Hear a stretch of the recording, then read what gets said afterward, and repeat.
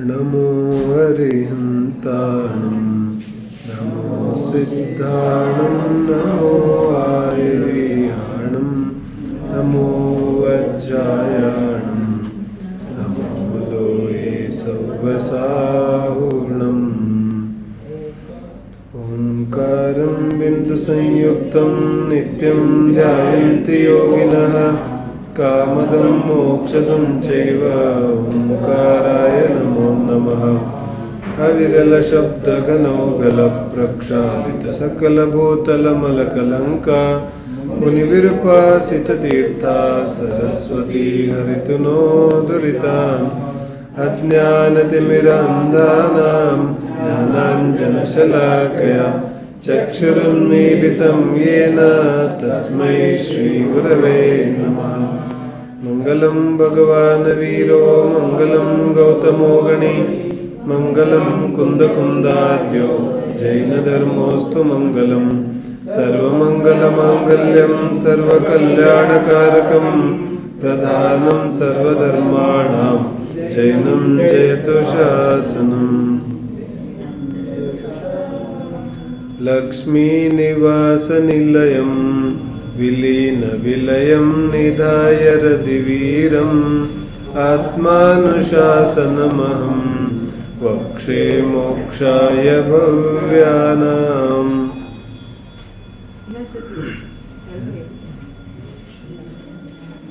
ಲಕ್ಷ್ಮೀನಿವಾಸನಿಲಯಂ ವಿಲೀನವಿಲಯಂ ನಿಧಾಯ ರತಿವೀರಂ ಆತ್ಮಾನುಶಾಸನಮಹಂ ವಕ್ಷೇ ಮೋಕ್ಷಾಯ ಭವ್ಯಾನಾಂ. ಆತ್ಮಾನುಶಾಸನ ಶ್ರೀಮದ್ ಗುಣಭದ್ರಾಚಾರ್ಯರು ರಚಿಸಿದಂತಹ ಒಂದು ಅಮೂಲ್ಯವಾದ ಕೃತಿ ಇದೆ.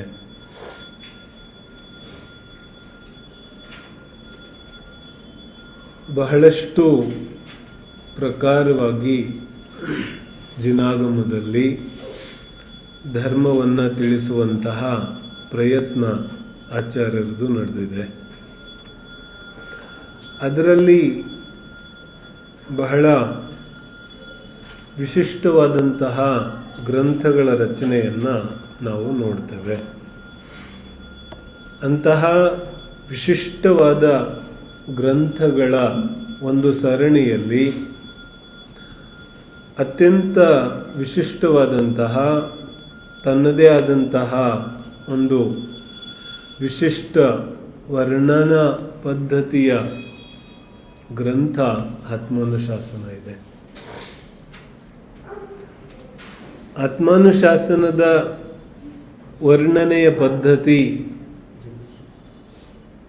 ಮುಂದೆ ಓದ್ತಾ ಓದ್ತಾ ಕೆಲವೊಂದು ಸಲ ನಮಗೆ ವಿಚಿತ್ರ ಅನಿಸುತ್ತೆ, ಕೆಲವೊಂದು ಕಡೆಗೆ ಕಷ್ಟ ಅನಿಸುತ್ತೆ, ಕೆಲವೊಂದು ಕಡೆಗೆ ಓದೋದೇ ಬಿಟ್ಟು ಬಿಡೋಣ ಅನಿಸುತ್ತೆ. ಯಾಕಂತ ಹೇಳಿದ್ರೆ ಯಾವ ನೈಜ ಆತ್ಮಧರ್ಮ ಇದೆ,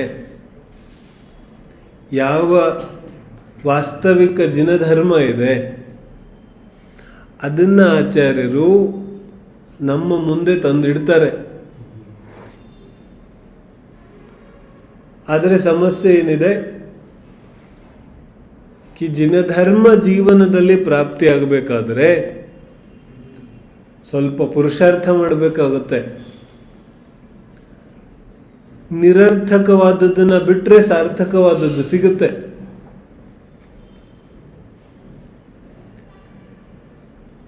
ಯಾವುದನ್ನ ಸಾರ್ಥಕವಾದದ್ದು, ಪ್ರಯೋಜನಭೂತವಾದದ್ದು, ಮಹತ್ವವಾದದ್ದು, ಲಾಭಕಾರಿಯಾದದ್ದು, ಹಿತವನ್ನು ಉಂಟು ಮಾಡುವಂಥದ್ದಂತ ತಿಳ್ಕೊಂಡ್ಬಿಟ್ಟಿದ್ದೀವಿ. ಅದೆಲ್ಲ ಯಾವ ಯಾವ ರೀತಿಯಾಗಿ ನಿನಗೆ ಅಹಿತ ಮಾಡುತ್ತೆ, ಯಾವ ಯಾವ ರೀತಿಯಾಗಿ ಅದರಿಂದ ಏನೂ ಪ್ರಯೋಜನ ಇಲ್ಲ, ಹೇಗೆ ಅದು ನಿರರ್ಥಕ ಇದೆ, ಇದನ್ನ ತಿಳಿಸೋರಿದ್ದಾರೆ.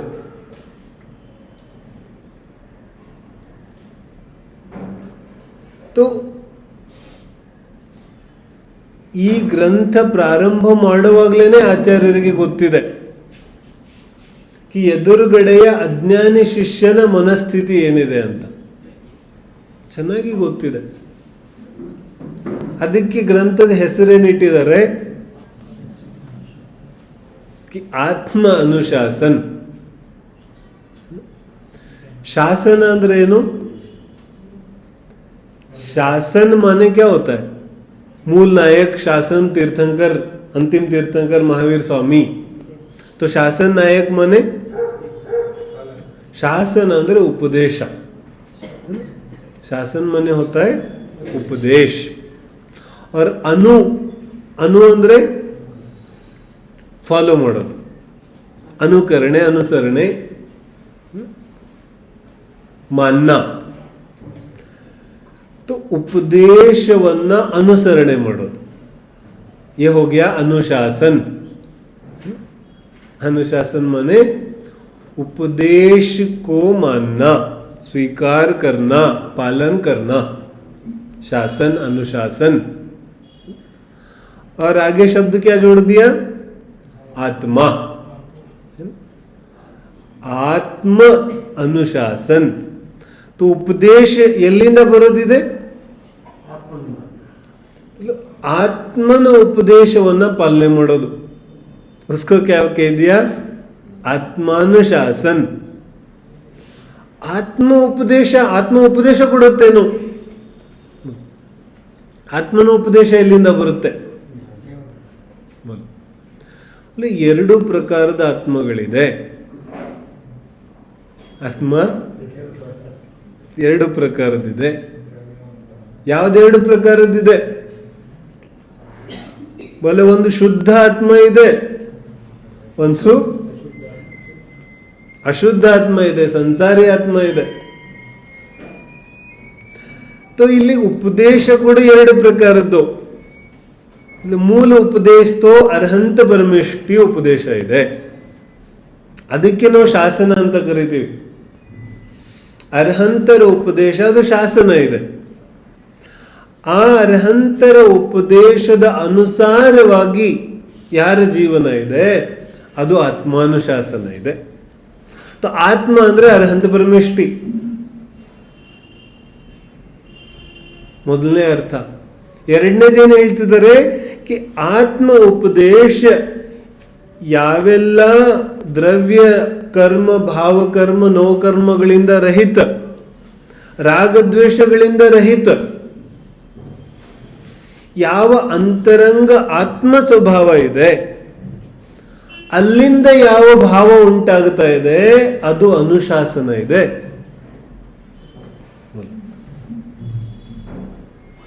ಶುದ್ಧ ಸ್ವಭಾವದಿಂದ ಹುಟ್ಟುವಂತಹ ಪ್ರತಿಯೊಂದು ಭಾವ ಶುದ್ಧ ಇದೆ. ಅಜ್ಞಾನಿಗೆ ಭಾವ ಅಶುದ್ಧ ಯಾಕಿದೆ?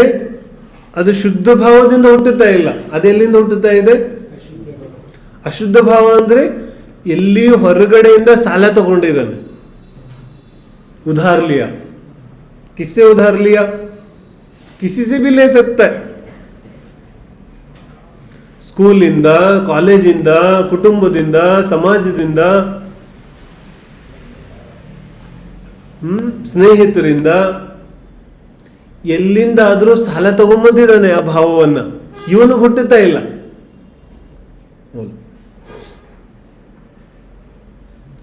ಬೆಳಿಗ್ಗೆ ಎದ್ದು ಯಾವ ಕೆಲಸ ಮಾಡಕ್ ಹೋಗ್ತಾ ಇದ್ದೀನಿ,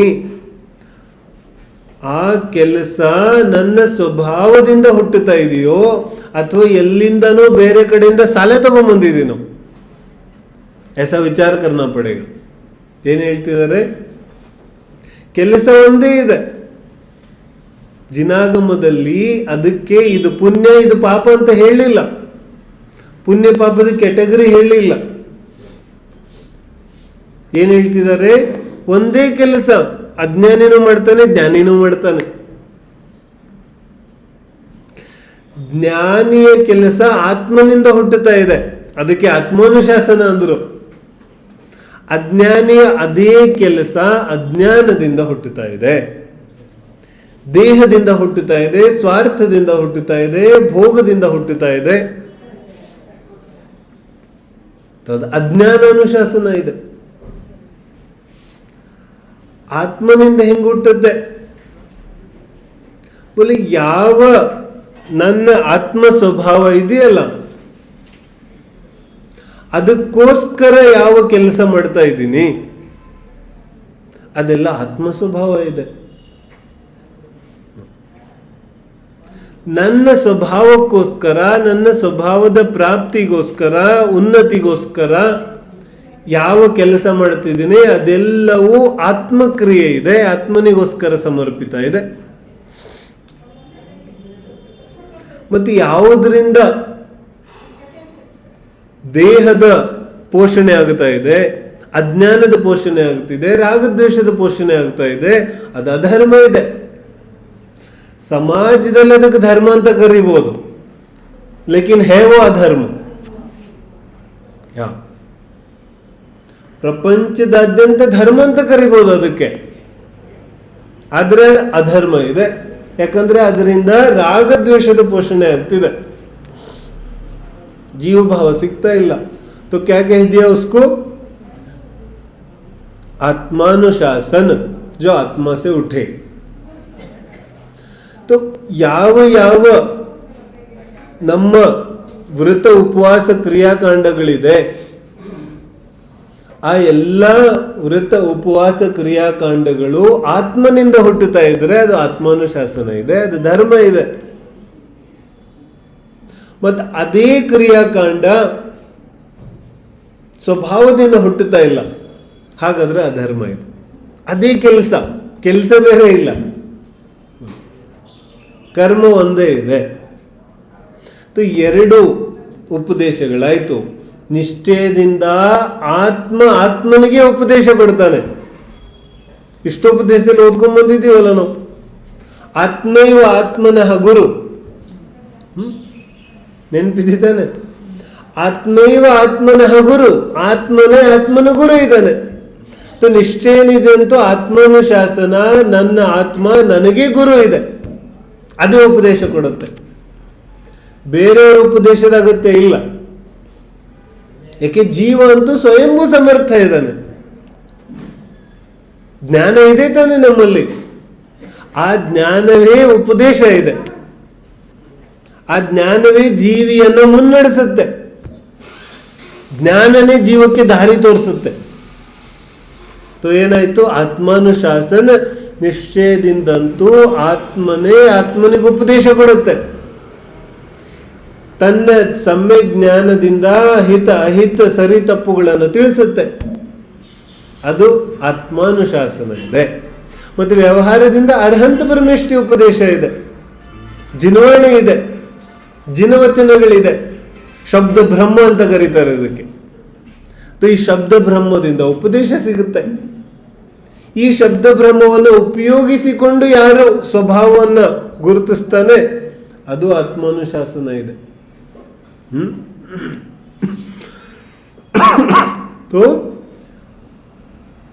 ಆತ್ಮ ಅನುಶಾಸನ ಅಂದರೆ ಒಂದು ರೀತಿಯಾದ ಧ್ಯಾನ, ಒಂದು ರೀತಿಯಾದ ಏಕಾಗ್ರತೆ. 24 ಗಂಟೆ ಬೇರೆ ಬೇರೆ ಕೆಲಸಗಳನ್ನ ಮಾಡ್ತಾ ಇದ್ರು ಸದಾ ಕಾಲ ಒಂದರಲ್ಲೇ ನಿಶ್ಚಲವಾಗಿ ಇರುವಂತಹ ಮನಸ್ಥಿತಿ, ಅದು ಆತ್ಮಾನುಶಾಸನ ಇದೆ. ಅರ್ಥ ಆಗ್ತಿದೆ ಏನು? ದಿನಾಪೂರ್ತಿ ಏನೇನೋ ಕೆಲಸ ಮಾಡ್ತಿದ್ದೇವೆ ತಾನೆ, ಬಟ್ ಎಲ್ಲ ಮಾಡುವಾಗ ನಾನು ಮನುಷ್ಯ ಅಂತ ಮರೆತೋಗುತ್ತೇನೋ, ನಾನು ಪುರುಷ ಅಂತ ಮರೆತೋಗುತ್ತೇನೋ, ನಾನು ಮಹಿಳೆ ಅಂತ ಮರೆತೋಗುತ್ತೇನೋ, ಅದು ಸದಾ ಕಾಲ ಇದೆ ತಾನೆ. ಹಾಗೆ ಆಚಾರ್ಯರು ಹೇಳ್ತಾ ಇದ್ದಾರೆ, ಎಲ್ಲ ಕೆಲಸ ಮಾಡುವಾಗ್ಲೂ ಆ ಕೆಲಸದ ಬೆನ್ನೆಲುಬಲ್ಲಿ, ಆ ಕೆಲಸದ ಬೆಂಬಲದಲ್ಲಿ ಆತ್ಮನ ಒಂದು ಸಾಮರ್ಥ್ಯ ಇದ್ದರೆ ಅದು ಆತ್ಮಾನುಶಾಸನ ಇದೆ. ಯಾಕಂದ್ರೆ ಅವನೆಲ್ಲ ಕೆಲಸಗಳು ಆತ್ಮನಿಂದ ಸಂಚಾಲಿತ ಆಗ್ತಾ ಇದೆ. ಅರ್ಥ ಆಗ್ತಿದೆ? उसके सारे काम आत्मा से संचालित होती हैं. ये सुंदर बात नहीं है. ಇಬ್ಬರು ಮಕ್ಕಳಿದ್ದಾರೆ, ಇಬ್ಬರು ಕ್ಲಾಸಲ್ಲಿ ಫಸ್ಟ್ ಬರ್ತಾರೆ. ಆದ್ರೆ ಒಬ್ಬಗೆ ದಿನ ಪೂರ್ತಿ 4 ಅವರ್ ಕೋಲ್ ಹಿಡ್ಕೊಂಡು ಕೂತ್ಕೋಬೇಕು, ಅವ ಓದ್ತಾನೆ. ಇನ್ನೊಬ್ಬನಿಗೆ ಏನೂ ಹೇಳೋ ಅಗತ್ಯ ಇಲ್ಲ, ಅವನೇ ಓದ್ಕೋತಾನೆ, ಅವನೇ ಬರೀತಾನೆ, ಅವನೇ ಎಕ್ಸಾಮ್ ಕೊಡ್ತಾನೆ, ಅವನಿಗೆ ಯಾರೂ ಬೇಕಾಗಿಲ್ಲ. ಇಬ್ರು ಫಸ್ಟ್ ಬರ್ತಾ ಇದ್ದಾರೆ. ಬೋಲೆ ಯಾವುದು ಒಳ್ಳೇದು? ಕೌನ್ಸಾ ಅಚ್ಚಾ ಹೈ ಬೋಲೋ? अच्छा तो वही है ना जो स्वयंभू है, जो स्वतंत्र है. ಸ್ವತಂತ್ರ ವ್ಯಕ್ತಿ ಅವನಿಗೋಸ್ಕರನೂ ಒಳ್ಳೇದಿದೆ, ಸಮಾಜಕ್ಕೂ ಒಳ್ಳೇದಿದೆ. वो स्वतंत्र है, वो सबके लिए अच्छा करेगा क्योंकि वो स्वतंत्र है. ಎಲ್ಲರಿಗೂ ಅವನಿಂದ ಹಿತ ಆಗುತ್ತೆ, ಅವನಿಗೋಸ್ಕರನೂ ಅವನು ಹಿತವನ್ನೇ ಮಾಡೋನಿದ್ದಾನೆ, ಯಾಕಂದ್ರೆ ಸ್ವತಂತ್ರ ಇದ್ದಾನೆ. ಅದೇ ಆಚಾರ್ಯ ಹೇಳ್ತಾ ಇದ್ದಾರೆ, ಅಜ್ಞಾನಿಯ ಕ್ರಿಯೆಗಳೆಲ್ಲ ಮೇಲ್ಗಡೆ ಒಬ್ರು ಕೋಲ್ ಹಿಡ್ಕೊಂಡು ಕೂತ್ಕೋಬೇಕು ಇವನಿಗೆ. ಕೋಲ್ ಯಾವ್ದಾದ್ರೂ ಆಗಿರ್ಬೋದು. ಕಿಸ್ನೆ ಬೋಲ್ ದಿಯಾ ಪಾಪ ಬಹುತ್ ಲಗ್ತಾ ಹೈ, ತೋ ಪಾಪದ ಕೋಲು ಇವನ್ ತಲೆ ಮೇಲಿದೆ, ಅದಕ್ಕೆ ಮಾಡ್ತಾ ಇದ್ದಾನೆ. ಇನ್ನೊಂದು ಕಡೆಗೆ ಹೇಳಿದ್ರು, ಈಗ ಧರ್ಮ ಮಾಡಲಿಲ್ಲ ಅಂದ್ರೆ ಪುಣ್ಯ ಆಗೋದಿಲ್ಲ, ಪುಣ್ಯ ಆಗಲಿಲ್ಲ ಅಂದ್ರೆ ಧನ ಸಂಪತ್ತಿ ಸಿಗೋದಿಲ್ಲ. ಧನ ಸಂಪತ್ತಿ ಬೇಕು ಅನ್ನೋ ಕೋಲು ತಲೆ ಮೇಲಿದೆ, ಪಾಲನೆ ಮಾಡ್ತಾ ಇದ್ದಾನೆ. ಇಂತಹ ಕೋಲುಗಳು ತುಂಬಾ ಇದೆ ನಮ್ಮ ತಲೆ ಮೇಲೆ. ಇದ್ಯಾವುದು ಇಲ್ಲದೆ ಹೋದ್ರೆ ನಾವು ಪಾಲನೆ ಮಾಡೋದಿಲ್ಲ. ಇನ್ನೊಬ್ಬ ಜ್ಞಾನಿ ಸಮ್ಯಕ್ ದೃಷ್ಟಿ ಜೀವ ಇದ್ದಾನೆ, ಅವನಿಗೆ ಯಾರ ಅಗತ್ಯನೂ ಇಲ್ಲ. ಸುಂದರ ಯಾವುದಿದೆ, ಕುರೂಪ ಯಾವುದಿದೆ. ಅಜ್ಞಾನಿಯ ಕ್ರಿಯೆಗಳೆಲ್ಲ ಕುರೂಪ ಇದೆ, ಸುಂದರತೆ ಇಲ್ಲ ಅಲ್ಲಿ. ಅದಕ್ಕೋಸ್ಕರ ಏನು ಹೇಳ್ತಾ ಇದ್ದಾರೆ, ಆತ್ಮ ಅನುಶಾಸನವೇ ಅತ್ಯಂತ ಸುಂದರ ಇದೆ. ಅದು ತುಂಬಾ ಸುಖವನ್ನ, ಸಂತೋಷವನ್ನ, ಆನಂದವನ್ನ ತುಂಬುತ್ತೆ ಜೀವನದಲ್ಲಿ. ಆದ್ರೆ ಇಲ್ಲಿವರೆಗೆ ನಾವು ಆತ್ಮಾನುಶಾಸನ ಕಲ್ತೇ ಇಲ್ಲ. ನಮ್ಮ ಅನುಶಾಸನವೆಲ್ಲ ಎಲ್ಲೋ ಹೊರಗಡೆಯಿಂದ ಬರ್ತಾ ಇದೆ, ಯಾರೋ ಕಲಿಸ್ತಾ ಇದ್ದಾರೆ. ಇದರಲ್ಲಿ ಸುಂದರತೆ ಇದೆಯೇನೋ, ಇದರಲ್ಲಿ ಏನಾದ್ರೂ ಬ್ಯೂಟಿಫುಲ್ ಏನಾದ್ರೂ ಇದೆಯೇನೋ? ಏನ್ ಬ್ಯೂಟಿಫುಲ್ ಇದೆ ಇದರಲ್ಲಿ? ಯಾವ ಬಾಲ್ಯ ಅವಸ್ಥೆಯಿಂದ ಇಲ್ಲಿಯವರೆಗಿನ ಜೀವನ ಇದೆ, ಅದನ್ನ ಸ್ವಲ್ಪ ಚಾಳಿಸಿ ನೋಡಿದ್ರೆ ಉಸ್ಮೆ ಕಹೀ ಮೇ ದಿಕ್ತಾ ಹೂ ಕ್ಯಾ, ನಾನು ಎಲ್ಲಾದ್ರೂ ಕಾಣಿಸ್ತೀನೇನೋ? ಅದೆಲ್ಲ ಕೆಲಸಗಳಲ್ಲಿ ಮಾತ್ರ ಪ್ರಪಂಚ ಕಾಣಿಸುತ್ತೆ, ಮಾತ್ರ ದೇಹ ಕಾಣಿಸುತ್ತೆ, ಸಮಾಜ ಕಾಣಿಸುತ್ತೆ. ನಾನು ಕಾಣಿಸ್ತೀನೇನು? ನಾನಂತೂ ಎಲ್ಲೂ ಇಲ್ಲ. ನಾನು ಎಲ್ಲೂ ಇಲ್ಲ ಅಂದಮೇಲೆ ನನ್ನ ಕ್ರಿಯೆ ಎಲ್ಲಿದೆ? ಜಿನ್ವಾನಿ ಹೇಳತ್ತೆ ಇದೆಲ್ಲ ಮಿಥ್ಯಾಕ್ರಿಯೆ ಇದೆ, ಝೀರೋ. ಜಿನ್ವಾನಿ ಏನು ಹೇಳ್ಬಿಡುತ್ತೆ, ಇದೆಲ್ಲ ಮಿಥ್ಯಾಚಾರಿತ್ರ ಇದೆ, ಇದಕ್ಕೆ ನಾವು ಯಾವ ಬೆಲೆನೂ ಕೊಡೋದಿಲ್ಲ. ಯಾಕಂದ್ರೆ ಇದೆಲ್ಲ ಪರರಿಂದ ಸಂಚಾಲಿತ ಆಗ್ತಾ ಇದೆ, ನಿಂದ ಕ್ರಿಯೆ ಅಲ್ಲ ಇದು.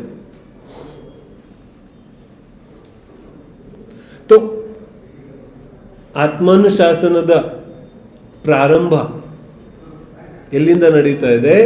ಮಂಗಲಾಚರಣೆಯಿಂದ ಪ್ರಾರಂಭ ಮಾಡಿದ್ವಿ. ಯಾವ ಮಂಗಲಾಚರಣೆ ಇದೆ ಅದೇನು ಹೇಳ್ತಾ ಇದೆ? ಲಕ್ಷ್ಮೀ ನಿವಾಸ ನಿಲಯಂ ವಿಲೀನ ವಿಲಯಂ ನಿಧಾಯ ರಧಿವೀರಂ. ಇದನ್ನ ಮರೆಯೋದಿಲ್ಲ ಇನ್ನು ಆತ್ಮಾನುಶಾಸನ ಓದೋವರೆಗೂ. ಈ ಗ್ರಂಥ ಸಾಧ್ಯ ಹೆಂಗೆ ಮಾಡೋದಿದೆ? ನಿಧಾಯ ಹೃದಿವೀರಂ. ಮನಸ್ಸಲ್ಲಿ ತೀರ್ಥಂಕರರನ್ನ ಅಂದ್ರೆ ಏನು? ತೀರ್ಥಂಕರನ್ನ ಹೃದಯದಲ್ಲಿ ಇಟ್ಕೊಳ್ಳೋದಂದ್ರೆ ಏನ್ ಮಾಡೋದು?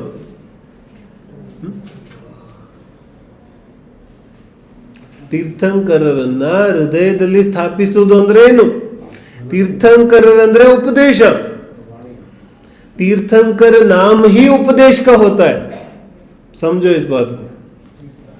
तीर्थंकर ಹೆಸರಿನ ಅರ್ಥನೇ ಉಪದೇಶ ಇದೆ, और कुछ नहीं. तीर्थंकर बोलते ही क्या समझना कि उपदेश है ना. उपदेश ಅಂದ್ರೆ ಏನು? ಜ್ಞಾನ. तो ತೀರ್ಥಂಕರರನ್ನ ಹೃದಯದಲ್ಲಿ ಸ್ಥಾಪಿಸೋದು ಅಂದ್ರೆ ಜಿನವಾಣಿಯನ್ನ ಹೃದಯದಲ್ಲಿ ಸ್ಥಾಪಿಸೋದು, ಇನ್ನು ಸ್ವಾಧ್ಯಾಯ ಪ್ರಾರಂಭ ಮಾಡೋದು. ಹೇಗಿದ್ದಾರೆ ಆ ತೀರ್ಥಂಕರ ಪರಮೇಷ್ಠಿ? ಹೇಳ್ತಾರೆ ಲಕ್ಷ್ಮೀ ನಿವಾಸ ನಿಲಯಂ, ಎಲ್ಲಿ ಲಕ್ಷ್ಮಿಯ ನಿವಾಸ ಇದೆ. ಕೆಲವೊಬ್ರು ಅರ್ಥ ಮಾಡಿದ್ರು ಏನಂತ, ಉಲ್ಟಾ ಉಲ್ಟಾ ನೀ ಲಕ್ಷ್ಮಿಯ ನಿವಾಸ ತೀರ್ಥಂಕರಲ್ಲಿದೆಯೋ ಅಥವಾ ತೀರ್ಥಂಕರ ಲಕ್ಷ್ಮಿಯ ನಿವಾಸದಲ್ಲಿದ್ದಾರೋ? क्या लगता है? अरे समस्त लक्ष्मियां जहां नतमस्तक है, समस्त लक्ष्मियों की निधि आगार ಎಲ್ಲಿದೆ ಅದು ತೀರ್ಥಂಕರ ಸ್ವರೂಪ ಇದೆ.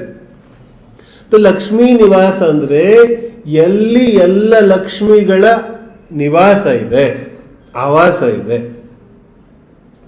ಲಕ್ಷ್ಮಿ ಅಂದ್ರೆ ಕ್ಯಾ? ಲಕ್ಷ್ಮಿ ಅಂದ್ರೆ ಲಕ್ಷ್ಮಿ ಅಂದ್ರೆ ಏನು ಅಂತ ಗೊತ್ತಾದ್ರೆ, ಜಿನವಾಣಿ ಲಕ್ಷ್ಮಿ ಯಾವುದಕ್ಕೆ ಕರೆಯುತ್ತೆ ಅಂತ ಗೊತ್ತಾದ್ರೆ तब तो लक्ष्मी से कुछ समझ में आ जाए. नहीं तो ಲಕ್ಷ್ಮಿ ಅಂದ್ರೆ ಗೊತ್ತಿಲ್ಲ ಅಂದ್ರೆ ಇದರ ಅರ್ಥ ಏನ್ ಮಾಡ್ಬಿಡ್ತಾನ ಅವನು, ಕಿ ತೀರ್ಥಂಕರ್ ಹತ್ರ ತುಂಬಾ ಬ್ಯಾಂಕ್ ಬ್ಯಾಲೆನ್ಸ್ ಇದೆ. ಕ್ಯಾ ಲಕ್ಷ್ಮಿ ಮನೆ ಕ್ಯಾ ಹೋತಾ ಹೈ? ಲಕ್ಷ್ಮಿ ಅಂದ್ರೆ ಬ್ಯಾಂಕ್ ಬ್ಯಾಲೆನ್ಸ್. ತೀರ್ಥಂಕರ್ ಹತ್ರ ಅದಕ್ಕೆ ಪ್ರಪಂಚದ ದೇವಾಲಯಗಳಲ್ಲೆಲ್ಲ ನಮಗೆ ದುಡ್ಡು ಕಾಸು ತುಂಬಾ ಕಾಣಿಸುತ್ತೆ. क्यों? क्योंकि लक्ष्मी ಅರ್ಥನೇ ಗೊತ್ತಿಲ್ವಲ್ಲ ನಮಗೆ.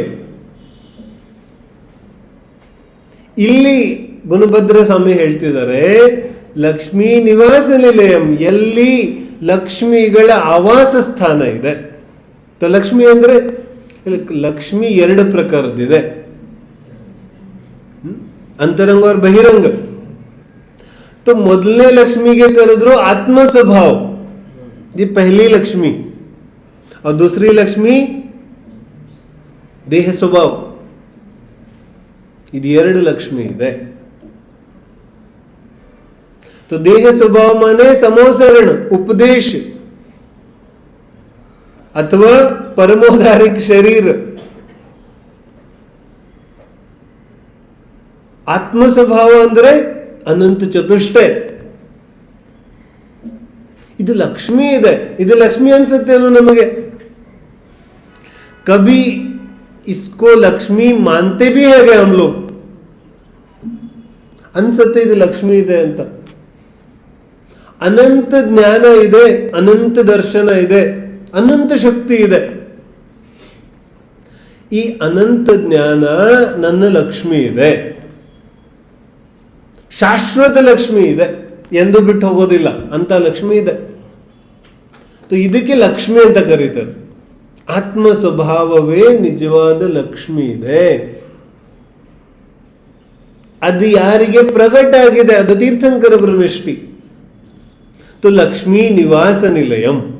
ಅದೇ ತರ ಸಮೋಸರಣ, ಪರಮೋದಾರಿಕ ಶರೀರ,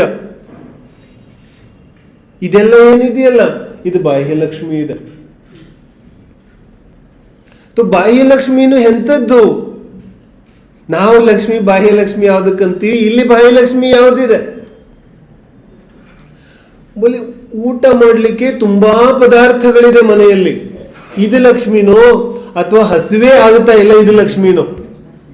बोलो किसको बाह्य लक्ष्मी बोले?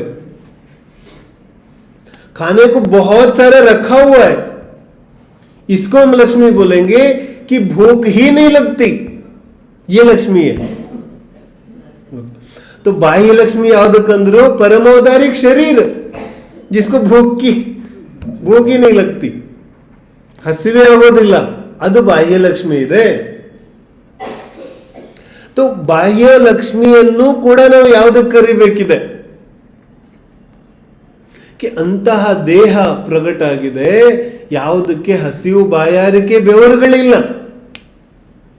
ಕ್ಷುತ್ ಪಿಪಾಸ ಜರಾತಂಕ ಜನ್ಮಾಂತಕ ಭಯಸ್ಮಯ ಇದ್ಯಾವುದೂ ಇಲ್ಲ. ಇದು ಬಾಹ್ಯ ಲಕ್ಷ್ಮಿ ಇದೆ. ವಚನ ವ್ಯಾಪಾರ ಇಲ್ಲ, ಮಾತುಗಳಿಲ್ಲ, ಶಬ್ದಗಳಿಲ್ಲ, ಮಾತಾಡೋ ಅಗತ್ಯ ಇಲ್ಲ.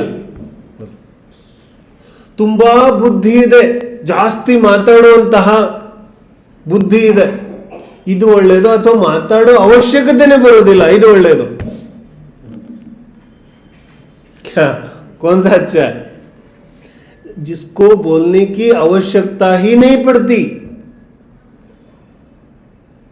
ಇದು ಉತ್ತಮ ಇದೆ. तो ಬಾಹ್ಯ ಲಕ್ಷ್ಮಿ, ಅಂತರಂಗ ಲಕ್ಷ್ಮಿ ಎರಡು ಎಲ್ಲಿ ನಿವಾಸ ಇದೆ ಅವರಿಗೆ ತೀರ್ಥಂಕರ ಅಂತ ಕರೀತಾರೆ. ನಮಗೆ ತೀರ್ಥಂಕರ ಅಂದ್ರೆ ಏನಿದೆ? ತೀರ್ಥಂಕರಲ್ಲಿ ಏನೂ ಇಲ್ಲ, ನಗ್ನ ದಿಗಂಬರ ಮೂರ್ತಿ ಇದೆ. ಅರೆ, ತೀರ್ಥಂಕರರಲ್ಲಿ ಎರಡೂ ಪ್ರಕಾರದ ಅತ್ಯುತ್ತಮ ಲಕ್ಷ್ಮಿಗಳಿದೆ, ಆದ್ರೆ ನಮ್ಮ ಕಣ್ಣಿಗೆ ಕಾಣಿಸೋದಿಲ್ಲ. ನಮಗ್ ಮಾತ್ರ ಬಾಹ್ಯ ವೇಷ ಕಾಣಿಸ್ತಾ ಇದೆ. तो ಲಕ್ಷ್ಮೀ ನಿವಾಸ ನಿಲಯಂ ವಿಲೀನ ವಿಲಯಂ, ವಿಲಯವನ್ನು ವಿಲೀನ ಆಗಿದೆ. ಯಾರಿಗೆ ವಿಲಯ ಅಂದ್ರೆ ನಾಶ ಆಗೋದು, ಮರಣ ಆಗೋದು. ಯಾರಲ್ಲಿ ಯಾವತ್ತೂ ಯಾವುದು ಪ್ರಗಟ ಆಗಿದೆ ಅದು ಎಂದೂ ನಷ್ಟ ಆಗೋದಿಲ್ಲ. ಸಮ್ಯಕ್ತ ಪ್ರಗಟ ಆಗಿದೆ, ಅನಂತ ಕಾಲ ಇರೋದಿದೆ. ಕೇವಲ ಜ್ಞಾನ ಪ್ರಗಟ ಆಗಿದೆ, ಅನಂತ ಕಾಲ ಇರೋದಿದೆ, ಎಂದು ನಾಶ ಆಗೋದಿಲ್ಲ. ಅಥವಾ ಇನ್ಯಾವತ್ತೂ ಜನ್ಮ ಆಗೋದಿಲ್ಲ. ಜನ್ಮ ಆದ್ರೆ ನಾಶ ಆಗುತ್ತೆ, ಜನ್ಮವೇ ಆಗಲಿಲ್ಲ ಅಂದ್ರೆ ನಾಶ ಎಲ್ಲಿಂದ ಆಗುತ್ತೆ? तो ಜನ್ಮ ಮರಣದಿಂದ ಅತೀತ. ಜನ್ಮ ಮರಣ ಅಂದ್ರೆ ಏನಿಲ್ಲಿ? ಇಲ್ಲಿ ಜನ್ಮ ಮರಣ ಅಂದ್ರೆ ಬರೀ ದೇಹದ ಮರಣ ಅಲ್ಲ. ಜನ್ಮ ಮರಣ ಯಾವುದಕ್ಕೆ ಅನ್ನೋದು? ಪ್ರತಿ ಸಮಯ ಗ್ರಹಣ ತ್ಯಾಗ ಏನು ನಡೀತಾ ಇದೆಯಲ್ಲ, ಪ್ರತಿ ಸಮಯ ತಗೊಳ್ಳೋದು ಕೊಡೋದು, ಈ ವ್ಯಾಪಾರ ನಡೀತಾ ಇದೆಯಲ್ಲ, ನಡೀತಾ ಇದೆಯೋ ಇಲ್ವೋ? ತಗೊಳ್ಳೋದು ಕೊಡೋದು ವ್ಯಾಪಾರ ಇಲ್ಲ ಅಂದ್ರೆ ಜೀವನನೇ ಇಲ್ಲ. ಕೊಡೋ ತಗೊಳ್ಳೋ ವ್ಯಾಪಾರ ಸಂಪೂರ್ಣ ನಿಂತೋಗಿದೆ. ಯಾರಿಗೇನು ಕೊಡೋದು ಇಲ್ಲ, ಯಾರಿಂದೇನು ಬೇಕು ಆಗಿಲ್ಲ. ಇಸ್ಕೋ ಬೋಲ್ತೆ ವಿಲೀನ ವಿಲಯಂ. ಯಾವ ರೀತಿಯಾದ ವ್ಯಾಪಾರ ಇಲ್ಲ. ನಮ್ಮ ಜೀವನ ವ್ಯಾಪಾರ ಇಲ್ಲದೆ ನಡೆಯೋದಿಲ್ಲ. ವ್ಯಾಪಾರವೇ ವ್ಯಾಪಾರ ಇದೆ. ಸಂಬಂಧಗಳ ವ್ಯಾಪಾರ, ವಸ್ತುಗಳ ವ್ಯಾಪಾರ, ಯಾವ್ಯಾವ ವ್ಯಾಪಾರ ಇದೆ. ಇಲ್ಲಿ ಏನೂ ವ್ಯಾಪಾರ ಇಲ್ಲ. ತೋ ವಿಲೀನ ವಿಲಯಂ ನಿಧಾಯ ರದಿವೀರಂ ಆತ್ಮಾನುಶಾಸನಮಹಂ. ತೋ ನಾನು ಆತ್ಮಾನುಶಾಸನವನ್ನ ಹೇಳ್ತೀನಿ. ಆತ್ಮಾನುಶಾಸನ ಹೇಗಿದೆ? ತೋ ಹೇಳ್ತಾರೆ, ವಕ್ಷೇ ಮೋಕ್ಷಾಯ ಭವ್ಯಾನಾಂ, ಕಿ ಭವ್ಯರಿಗೆ ಯಾವ ಮೋಕ್ಷದ ಪ್ರಾಪ್ತಿ ಇದೆ ಅದಕ್ಕೋಸ್ಕರ ನಾನು ಈ ಒಂದು ಆತ್ಮಾನುಶಾಸನವನ್ನು ಹೇಳುತ್ತೇನೆ. तो ಆತ್ಮಾನುಶಾಸನವನ್ನು ಯಾಕೆ ಹೇಳ್ತಾ ಇದ್ದಾರೆ ಬೋಲು? ಕಾರಣ ಏನಿದೆ? ವಕ್ಷೇ ಮೋಕ್ಷಾಯ ಭವ್ಯಾನಾಂ, ಭವ್ಯ ಜನರ ಮೋಕ್ಷದ ಪ್ರಾಪ್ತಿಗೋಸ್ಕರ ಹೇಳ್ತಾ ಇದ್ದೀವಿ. तो ಭವ್ಯ ಜನರ ಮೋಕ್ಷದ ಪ್ರಾಪ್ತಿ ಇದೊಂದೇ ಉದ್ದೇಶ ಇದೆ. ನಮಗೇನು ಉದ್ದೇಶ ಇದೆ? ಸ್ವಾಧ್ಯಾಯ ಮಾಡೋದು. ಯಾತಕ್ಕೋಸ್ಕರ ಮಾಡೋದಿದೆ? ಧರ್ಮದ ಯಾವುದಾದ್ರೂ ಕೆಲಸ ಯಾಕೆ ಮಾಡೋದಿದೆ? ಯಾವುದೇ ಒಂದು ಕೆಲಸ, कोई भी क्रिया धर्म की क्यों करनी? ಅಚ್ಚಿ ಸ್ವಾಧ್ಯಾಯಕ್ಕಿಂತ ಮುಂಚೆ ನಮ್ಗೇನನ್ಸುತ್ತೆ? ಇಲ್ಲಿ ಸ್ವಾಧ್ಯಾಯದಲ್ಲಿ ಕೂತಿದ್ದೀವಿ, ಸ್ವಲ್ಪ ಬುದ್ಧಿ ಎಲ್ಲ ಜಾಗೃತ ಇದೆ. ಇಲ್ಲ ಅಂದರೆ ನಾವು ಧರ್ಮದ ಹೆಸರಲ್ಲಿ ಯಾವ ಕೆಲಸ ಮಾಡ್ತೀವಿ, ಅದು ಯಾತಕ್ಕೋಸ್ಕರ ಮಾಡ್ತೀವಿ ವಿಚಾರ ಮಾಡೋದು. ಇಲ್ಲೇನು ಹೇಳ್ತಿದ್ದಾರೆ? ಮೋಕ್ಷೇ ಮೋಕ್ಷಾಯ, ಭವ್ಯ ಜೀವಿಗಳ ಮೋಕ್ಷಕ್ಕೋಸ್ಕರ ಶಾಸ್ತ್ರ ಬರಿತಾ ಇದ್ದೀನಿ. ಹಾಗಾದ್ರೆ ನಾವು ಯಾವುದಕ್ಕೆ ಓದೋದು? ನಾವು ಮೋಕ್ಷಕ್ಕೋಸ್ಕರ ಓದೋದಿದೆ. ಮೋಕ್ಷ ಯಾರು ನೋಡಿದ್ದಾರೆ? ನಮಗಂತೂ ಗೊತ್ತಿಲ್ಲ. ಹೇಳ್ತಾರೆ ಮೋಕ್ಷ ನಾಮ ಸಿದ್ಧಶಿಲೆ ಅಲ್ಲ. ಮೋಕ್ಷ ಅಂದರೆ ಸ್ವತಂತ್ರತೆ, ಆತ್ಮ ಸ್ವಭಾವದ ಸ್ವತಂತ್ರತೆಯೇ ಮೋಕ್ಷ ಇದೆ. ನಾನು ಸ್ವತಂತ್ರನಾಗೋದೇ ಮೋಕ್ಷ ಇದೆ. ನಾನು ಸ್ವತಂತ್ರ ಇದೀನೋ, ಅನೇಕ ಬಂಧನಗಳಿಂದ ಬಂಧಿಸಲ್ಪಟ್ಟಿದ್ದೀನೋ, ನನ್ನ ಜೀವನ ಅನೇಕ ಬಂಧನಗಳಿಂದ ಬಂಧಿಸಲ್ಪಟ್ಟಿದೆಯೋ ಅಥವಾ ಮುಕ್ತ ಇದ್ದೀನೋ, ಇದು ಮಹತ್ವಪೂರ್ಣ ಇದೆಯಲ್ಲ. ಅನೇಕ ಕಡೆಯಿಂದ ಜೈಲಲ್ಲಿದ್ದರೆ ಇದು ನರಕ ಇದೆ, ಅವನು ಮನುಷ್ಯ ಗತಿಯಲ್ಲಿದ್ರೂ ನರಕ ಇದೆ. ವಿಚಿತ್ರ ಇದೆ, ಇದು ಅತ್ಯಂತ ವಿಚಿತ್ರ ಇದೆ. ಅತಿ ಬುದ್ಧಿಶಾಲಿ ಮನುಷ್ಯ ಭಾವ ಸಿಕ್ತು, ಆದ್ರೂ ಬಂಧನಗಳನ್ನು ಬಿಡಲಿಲ್ಲ ಇವನು. ಬೋಲು पशु को तो फिर भी बंधन कम लगते हैं, अभी मनुष्य को बंधन ज्यादा लगते हैं. ವಿಚಿತ್ರ नहीं है ये बात. ಏನಾಗಬೇಕಾಗಿತ್ತು? ಪಶುಗಿಂತ ಮನುಷ್ಯನ ಜೀವನ ಹೆಚ್ಚು ಮುಕ್ತವಾಗಿರ್ಬೇಕಿತ್ತು. ಏನಾಗ್ತಾ ಇದೆ? ಪಶುಗಿಂತನೂ ಬಂಧನಗಳು ಜಾಸ್ತಿ ಇದೆ ಅವನಿಗೆ. ಬೋಲು ಕಿತ್ನಾ ವಿಚಿತ್ರ. ಆಚಾರ್ಯ कहते भाई ಸ್ವಾಧ್ಯಾಯ ಮುಕ್ತನಾಗ್ಲಿಕ್ಕೆ, ಮುಕ್ತ ಅಂದ ತಕ್ಷಣ ನೀನು ಅನ್ಕೊಂಡ್ಬಿಡ್ತಾನೆ ಸಿದ್ಧಶಿಲೆಗೆ ಹೋಗೋದು ತೋ ಸುಲಭ ಆಯ್ತಲ್ಲ, ಪಂಚಮ ಕಾಲದಲ್ಲಿ ಮೋಕ್ಷ ಸಿಗೋದಿಲ್ಲ, ತೋ ಛೋಡೋಣ ಅಭಿ ಕ್ಯೂ ಕರೆ. ಪಂಚಮ ಕಾಲದಲ್ಲಿ ಮೋಕ್ಷ ಆಗೋದಿಲ್ಲ, ಆಚಾರ್ಯ ಮೋಕ್ಷಕ್ಕೆ ಹೇಳ್ತಾ ಇದ್ದಾರೆ, ತೋ ಛೋಡೋ ಛೋಡೋ ನೈ. ಮೋಕ್ಷ का अर्थ होता है मुक्त जीवन. ಈಗ ನಮ್ಮ ಜೀವನ ಮುಕ್ತವಾಗಿ ನಡೀತಾ ಇದೆಯೇನು? ಇಲ್ಲ. ತು ಬಂಧನ ಇದೆ. ಯಾವುದರ ಬಂಧನ ಇದೆ? ಆ ಬಂಧನಗಳಿಂದ ಬಿಡಿಸ್ಲಿಕ್ಕೇನೆ ಸ್ವಾಧ್ಯಾಯ ಇದೆ. ಹಾಗಾಗಿ ಕಷ್ಟ ಅನ್ಸುತ್ತೆ. ತು ಕಷ್ಟ ಅನ್ಸುವಾಗ ಆಚಾರ್ಯರಿಗೂ ಗೊತ್ತಿದೆ ಇವನು ಕಷ್ಟ ಅನ್ಸುತ್ತೆ ಅಂತ. ತು 2ನೇ ಶ್ಲೋಕ ಆಚಾರ್ಯರು ಅದನ್ನೇ ಹೇಳ್ತಾರೆ. ಏನ್ ಹೇಳೋರು ಇದ್ದಾರೆ 2ನೇ ಶ್ಲೋಕದಲ್ಲಿ?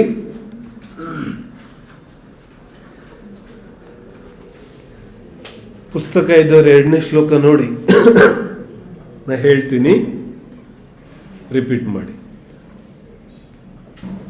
ದುಃಖಾದ್ವಿಭೇಷಿನಿತರಾಂ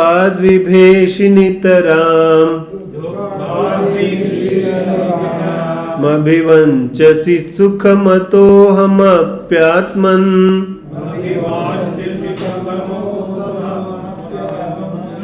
ಅಭಿವಾಂಚಸಿ ಸುಖಮತೋಹಮಪ್ಯಾತ್ಮನ್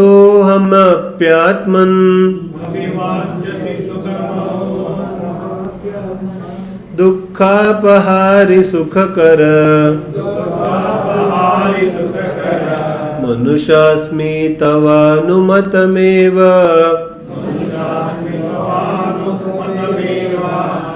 ದುಃಖಾದ್ ವಿಭೇಷಿ ಆಚಾರ್ಯರಿಗೆ ತುಂಬಾ ಚೆನ್ನಾಗಿ ಗೊತ್ತಿದೆ. ಏನಂತ? ದುಃಖಾದ್ ವಿಭೇಷಿ, ನಿನಗೆ ದುಃಖದಿಂದ ತುಂಬಾ ಭಯ ಇದೆ, ನನಗೆ ಗೊತ್ತಿದೆ. ದುಃಖಾದ್ ವಿಭೇಷಿ, ದುಃಖದಿಂದ ಯಾರಿಗೆ ಭಯ ಇಲ್ಲ? ಎಲ್ಲರಿಗೂ ದುಃಖ ಕಂಡ್ರೆ ತುಂಬಾ ಭಯ ಇದೆ. ನಾವೆಲ್ಲರೂ ಹಿಂಗಿದ್ದೀವಿ ಯಾಕಂದ್ರೆ ಭಯ ಇದೆ. ಭಯ ಇಲ್ಲದೆ ಇದ್ರೆ ಯಾರು ಹಿಂಗಿರ್ತಾ ಇರಲಿಲ್ಲ. ಮೂಲ ಸಮಸ್ಯೆನೇ ಭಯ ಇದೆ. ಆಚಾರ್ಯ ಹೇಳ್ತಾರೆ, ನನಗೆ ಗೊತ್ತಿದೆ ನೀನು ದುಃಖವನ್ನ ಕಂಡ್ರೆ ಓಡ್ ಹೋಗುತ್ತೀಯ ಅಂತ. ತೋ ನಿತರಾಂ ಅಭಿವಾಂಚಸಿ ಸುಖಂ, ಮತ್ತು ನಿತರಾಂ ಸದಾ ಕಾಲ ನಿನಗೆ ಸುಖಂ ಅಭಿವಾಂಚಿಸಿ, ಸುಖ ನಿನಗೆ ಬೇಕಾಗಿದೆ, ಸುಖದ ಆಸೆ ಇದೆ. ದುಃಖದಿಂದ ದೂರ ಓಡ್ತಾ ಇದ್ದೇನೆ ಇದರ ಅರ್ಥ ಏನು? ಸುಖ ಬೇಕಾಗಿದೆ. ಎಲ್ಲರೂ ಇದನ್ನೇ ಮಾಡ್ತಾ ಇದ್ದೀವಿ. ಪ್ರಪಂಚದಲ್ಲಿರೋ ಪ್ರತಿಯೊಂದು ಪ್ರಾಣಿ ಇದನ್ನೇ ಮಾಡ್ತಾ ಇದೆ. ಅವನಿಗೆ ದುಃಖ ಕಂಡ್ರೆ ಓಡ್ ಹೋಗ್ತಾ ಇದ್ದಾನೆ, ಸುಖ ಬೇಕಾಗಿದೆ. ಇದಂತೂ ಶಾಶ್ವತ ಸತ್ಯ ಇದೆ, ಯೂನಿವರ್ಸಲ್ ಟ್ರೂತ್. ಎಲ್ಲರಿಗೂ ಸುಖ ಬೇಕಾಗಿದೆ, ದುಃಖ ಯಾರಿಗೂ ಬೇಡ ಆಗಿದೆ. ಆಚಾರ್ಯ ಹೇಳ್ತಾ ಇದ್ದಾರೆ, ಇದು ನನಗೆ ಗೊತ್ತಿದೆ. ಅದಕ್ಕೆ ನಾನೇನ್ ಮಾಡ್ತೀನಿ? ಆತ್ಮನ್ ಎಲೆ ಆತ್ಮನೇ ದುಃಖಾಪಹಾರಿ ಸುಖಕರಂ ತವ ಅನುಮತಮೇವ, ನಿನಗೆ ಬೇಕಾಗಿರುವಂತೆ, ನಿನಗೆ ಇಷ್ಟವಾಗಿರುವಂತಹದ್ದು ಏನು? ಸುಖಂ, ಸುಖಕರಂ, ಯಾವುದು ಸುಖವನ್ನು ಉಂಟು ಮಾಡುತ್ತೆ. ದುಃಖಾಪಹಾರಿ, ಯಾವುದು ದುಃಖವನ್ನು ದೂರ ಮಾಡುತ್ತೆ, ಸುಖವನ್ನು ಮಾಡುತ್ತೆ. ಅಂತಹ ಅನುಶಾಸ್ಮಿ, ಉಪದೇಶವನ್ನು ಕೊಡ್ತೀನಿ. ಶಿಷ್ಯನಿಗೆ ಧೈರ್ಯ ಕೊಡ್ತಾ ಇದ್ದಾರೆ. ನಾವು ನೋಡ್ತೀವಲ್ಲ ಸಮಾಜದಲ್ಲಿ, ಧರ್ಮ ಅಂದ ತಕ್ಷಣ ತುಂಬ ಜನ ಓಡ್ ಹೋಗಕ್ಕೆ ಶುರು ಮಾಡ್ತಾರೆ. ಸ್ವಾಧ್ಯಾಯ ಅಂದ ತಕ್ಷಣ ಅಯ್ಯೋ 1 hour ಕೂತ್ಕೋಬೇಕಾ, ಓಡ್ ಹೋಗ್ಬಿಡ್ತಾರೆ. ಸ್ವಾಧ್ಯಾಯ ಅಂದ ತಕ್ಷಣ, ಧರ್ಮ ಅಂದ ತಕ್ಷಣ ಪಲಾಯನ. ಆಚಾರ್ಯರಿಗೆ ಗೊತ್ತಿದೆ. ಆಚಾರ್ಯರು ಧೈರ್ಯ ಕೊಡ್ತಾ ಇದ್ದಾರೆ. ನಿಲ್ಲು, ಓಡ್ ಹೋಗಬೇಡ, ನಿಲ್ಲು ಒಂದ್ ಸ್ವಲ್ಪ. ಎಲ್ಲಿ ಓಡ್ ಹೋಗ್ತಾ ಇದೆಯಾ? ಏನ್ ಬೇಕಾಗಿದೆ ನಿನಗೆ? ಸುಖ ಬೇಕಾಗಿದೆ. ಬೇರೆ ಕಡೆಗೆಲ್ಲ ಓಡ್ ಹೋಗ್ತಾ ಇದೆಯಾ? ಇಲ್ಲೇ ಸುಖ ಕೊಡ್ತೀನಿ ನಿನಗೆ, ನಿಲ್ಲು ಒಂದ್ ಸ್ವಲ್ಪ. ಏನ್ ಸುಖ ಮಿಲೇಗ? ಬಾಹರ್ ಗಾಡು. ರೋಗಿಗೆ ಬೇಕಾಗಿದ್ದು ಅದೇ, ವೈದ್ಯ ಹೇಳಿದ್ದು ಅದೇ. ಆಚಾರ್ಯರಿಗೆ ಗೊತ್ತಿದೆ ಇವನು ಓಡ್ ಹೋಗುತ್ತಾನೆ ಅಂತ. ಓಡ್ ಹೋಗಕ್ಕೆ ಕಾರಣ ಏನು ಅದು ಗೊತ್ತಿದೆ. ಆದ್ರೆ ವಿಚಿತ್ರ, ಎಷ್ಟು ದೊಡ್ಡ ವಿಚಿತ್ರ ದುರ್ಭಾಗ್ಯ ಇದೆ. ಯಾವುದು ಸುಖವನ್ನು ಉಂಟು ಮಾಡೋದಿತ್ತು ಅದನ್ನ ದುಃಖ ಅಂತ ತಿಳಿದು ಓಡ್ ಹೋಗ್ತಾ ಇದ್ದಾನೆ. ಮತ್ತೆ ಯಾವುದು ದುಃಖ ಇದೆ ಅದನ್ನು ಸುಖ ಅಂತ ತಿಳಿದು ಅದನ್ನು ಹಿಡ್ಕೊಳ್ಳಿಕ್ಕೆ ಓಡ್ತಾ ಇದ್ದಾನೆ. ಗುಣಭದ್ರ ಸ್ವಾಮಿಗೆ ಗೊತ್ತಿದೆ, ದುಃಖ ಪ್ರಪಂಚದಲ್ಲಿದೆ, ಇಲ್ಲಿ ಸುಖ ಇದೆ. ಆದ್ರೆ ಶಿಷ್ಯನಿಗೆ ಗೊತ್ತಿಲ್ಲ. ಅದಕ್ಕೆ ಶಿಷ್ಯನಿಗೆ ಧೈರ್ಯ ಕೊಡ್ತಾ ಇದ್ದಾರೆ. ಇಲ್ಲಪ್ಪ, ನೀನು ಓಡ ಹೋಗಬೇಡ, ನಿನಗೆ ಸುಖ ತಾನೇ ಬೇಕಾಗಿದೆ. ನಿನಗೆ ಬೇಕಾಗಿರುವಂತಹ ಸುಖದ ಉಪದೇಶವನ್ನೇ ಕೊಡ್ತೀನಿ, ನಿಂಗೆ ಬೋರ್ ಮಾಡೋದಿಲ್ಲ. ನಿಂಗೆ ಜಾಸ್ತಿ ಬೋರ್ ಮಾಡೋದಿಲ್ಲ. ನಿನಗೆ ಬೇಡವಾಗಿರೋದೇನು ಹೇಳೋದಿಲ್ಲ. ಯಾಕಂದ್ರೆ ಶಿಷ್ಯನ ಮುಂದೆ ಧರ್ಮದ ಒಂದು ಪಿಕ್ಚರ್ ಆಲ್ರೆಡಿ ಇದೆ ತಾನೆ. ನಮ್ಮ ಇಡೀ ಸಮಾಜದಲ್ಲಿ ಧರ್ಮ ಅಂದ್ರೆ ಎಲ್ಲರ ಮನಸ್ಸಲ್ಲಿ ಒಂದು ಪಿಕ್ಚರ್ ಇದೆ. ಆ ಪಿಕ್ಚರ್ ಸಾಮಾನ್ಯವಾಗಿ ಹೆಂಗಿದೆ ಆ ಪಿಕ್ಚರು? ಹೆಂಗ್ ಕಾಣಿಸುತ್ತೆ ಧರ್ಮ? ಸ್ವಲ್ಪ ಜನ ಏನೋ ಪಾಲನೆ ಮಾಡ್ತಾ ಇದ್ದಾರೆ. ಧರ್ಮದ ಪಿಕ್ಚರ್ ಹೇಗೆ ಕಾಣಿಸುತ್ತೆ? ಯಾರೋ ಒಬ್ಬರು ಉಪದೇಶ ಕೊಡ್ತಾ ಇದ್ದಾರೆ, ಯಾರೋ ಒಬ್ಬರು ವ್ರತ ಕೊಡ್ತಾ ಇದ್ದಾರೆ, ಮತ್ತು ಸುಮಾರು ಜನ ಪಾಲನೆ ಮಾಡ್ತಾ ಇದ್ದಾರೆ. ಈ ಪಿಕ್ಚರ್ ಎಲ್ಲಾರ ಮನಸ್ಸಲ್ಲೂ ಇದೆ ತಾನೆ. ಸಮಾಜದಲ್ಲಿ ಧರ್ಮದಿಂದ ಓಡ್ ಹೋಗ್ಲಿಕ್ಕೆ ಮೂಲ ಕಾರಣ ಇದೆ. ಇದು 10ನೇ ಶತಮಾನದಲ್ಲಿ ಗುಣಭದ್ರ ಸ್ವಾಮಿಗೆ ಗೊತ್ತಿದೆ, ನಮಗಿನ್ನೂ ಗೊತ್ತಾಗ್ತಾ ಇಲ್ಲ.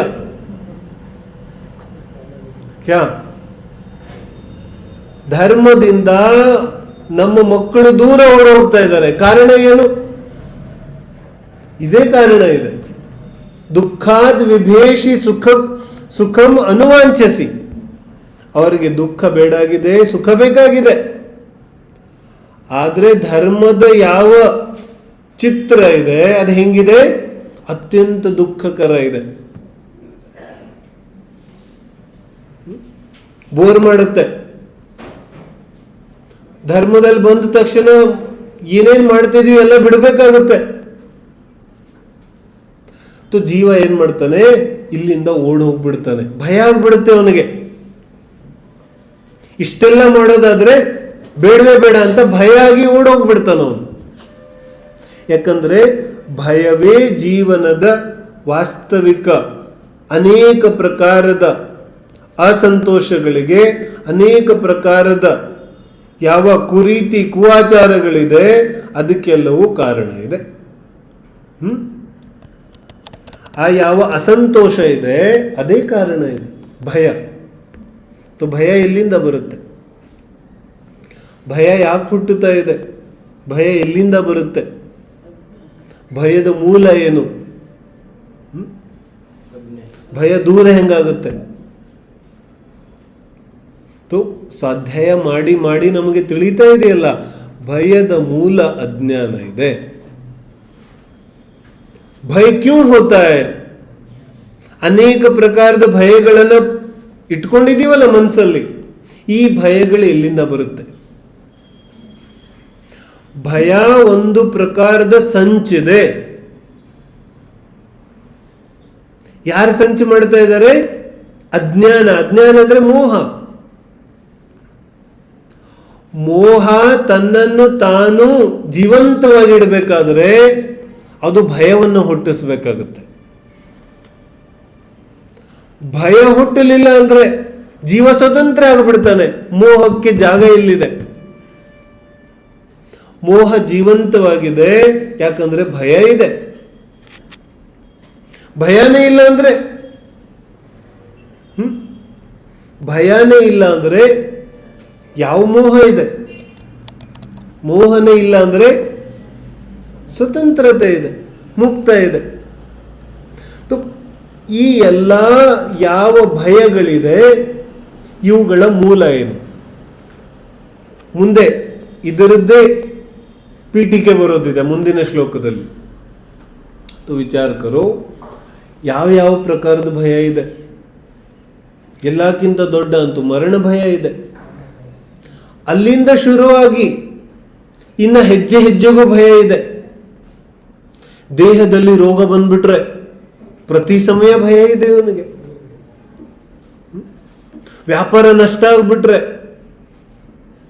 ಮಕ್ಕಳು ಮಾತು ಕೇಳದೆ ಹೋದ್ರೆ, ಯಾರಾದ್ರೂ ಏನಾದ್ರೂ ನಿಂದನೆ ಮಾಡಿಬಿಟ್ರೆ, ಎಷ್ಟು ಪ್ರಕಾರದ ಭಯಗಳನ್ನ ಮನಸ್ಸಲ್ಲಿ ಇಟ್ಕೊಂಡು ಕೂತಿದ್ದಾನೆ ಅವನು. ಇಷ್ಟು ಭಯಗಳು ಆ ಪ್ರಾಣಿಗೂ ಇಲ್ಲ, ತಿರ್ಯಂಚ ಪ್ರಾಣಿಗೆ. ಅದಕ್ಕೆ ಒಂದೇ ಭಯ ಇದೆ. ಬೀದಿಯಲ್ಲಿ ನಾಯಿ ಓಡಾಡ್ತಾ ಇದೆಯಲ್ಲ, ಅದಕ್ಕೆ ಒಂದೇ ಭಯ ಇದೆ. ಏನ್ ಭಯ ಇದೆ? ಇವತ್ತು ಯಾರಾದ್ರೂ ರೊಟ್ಟಿ ಹಾಕ್ಲಿಲ್ಲ ಅಂದ್ರೆ ಏಕಿ ಭಯ.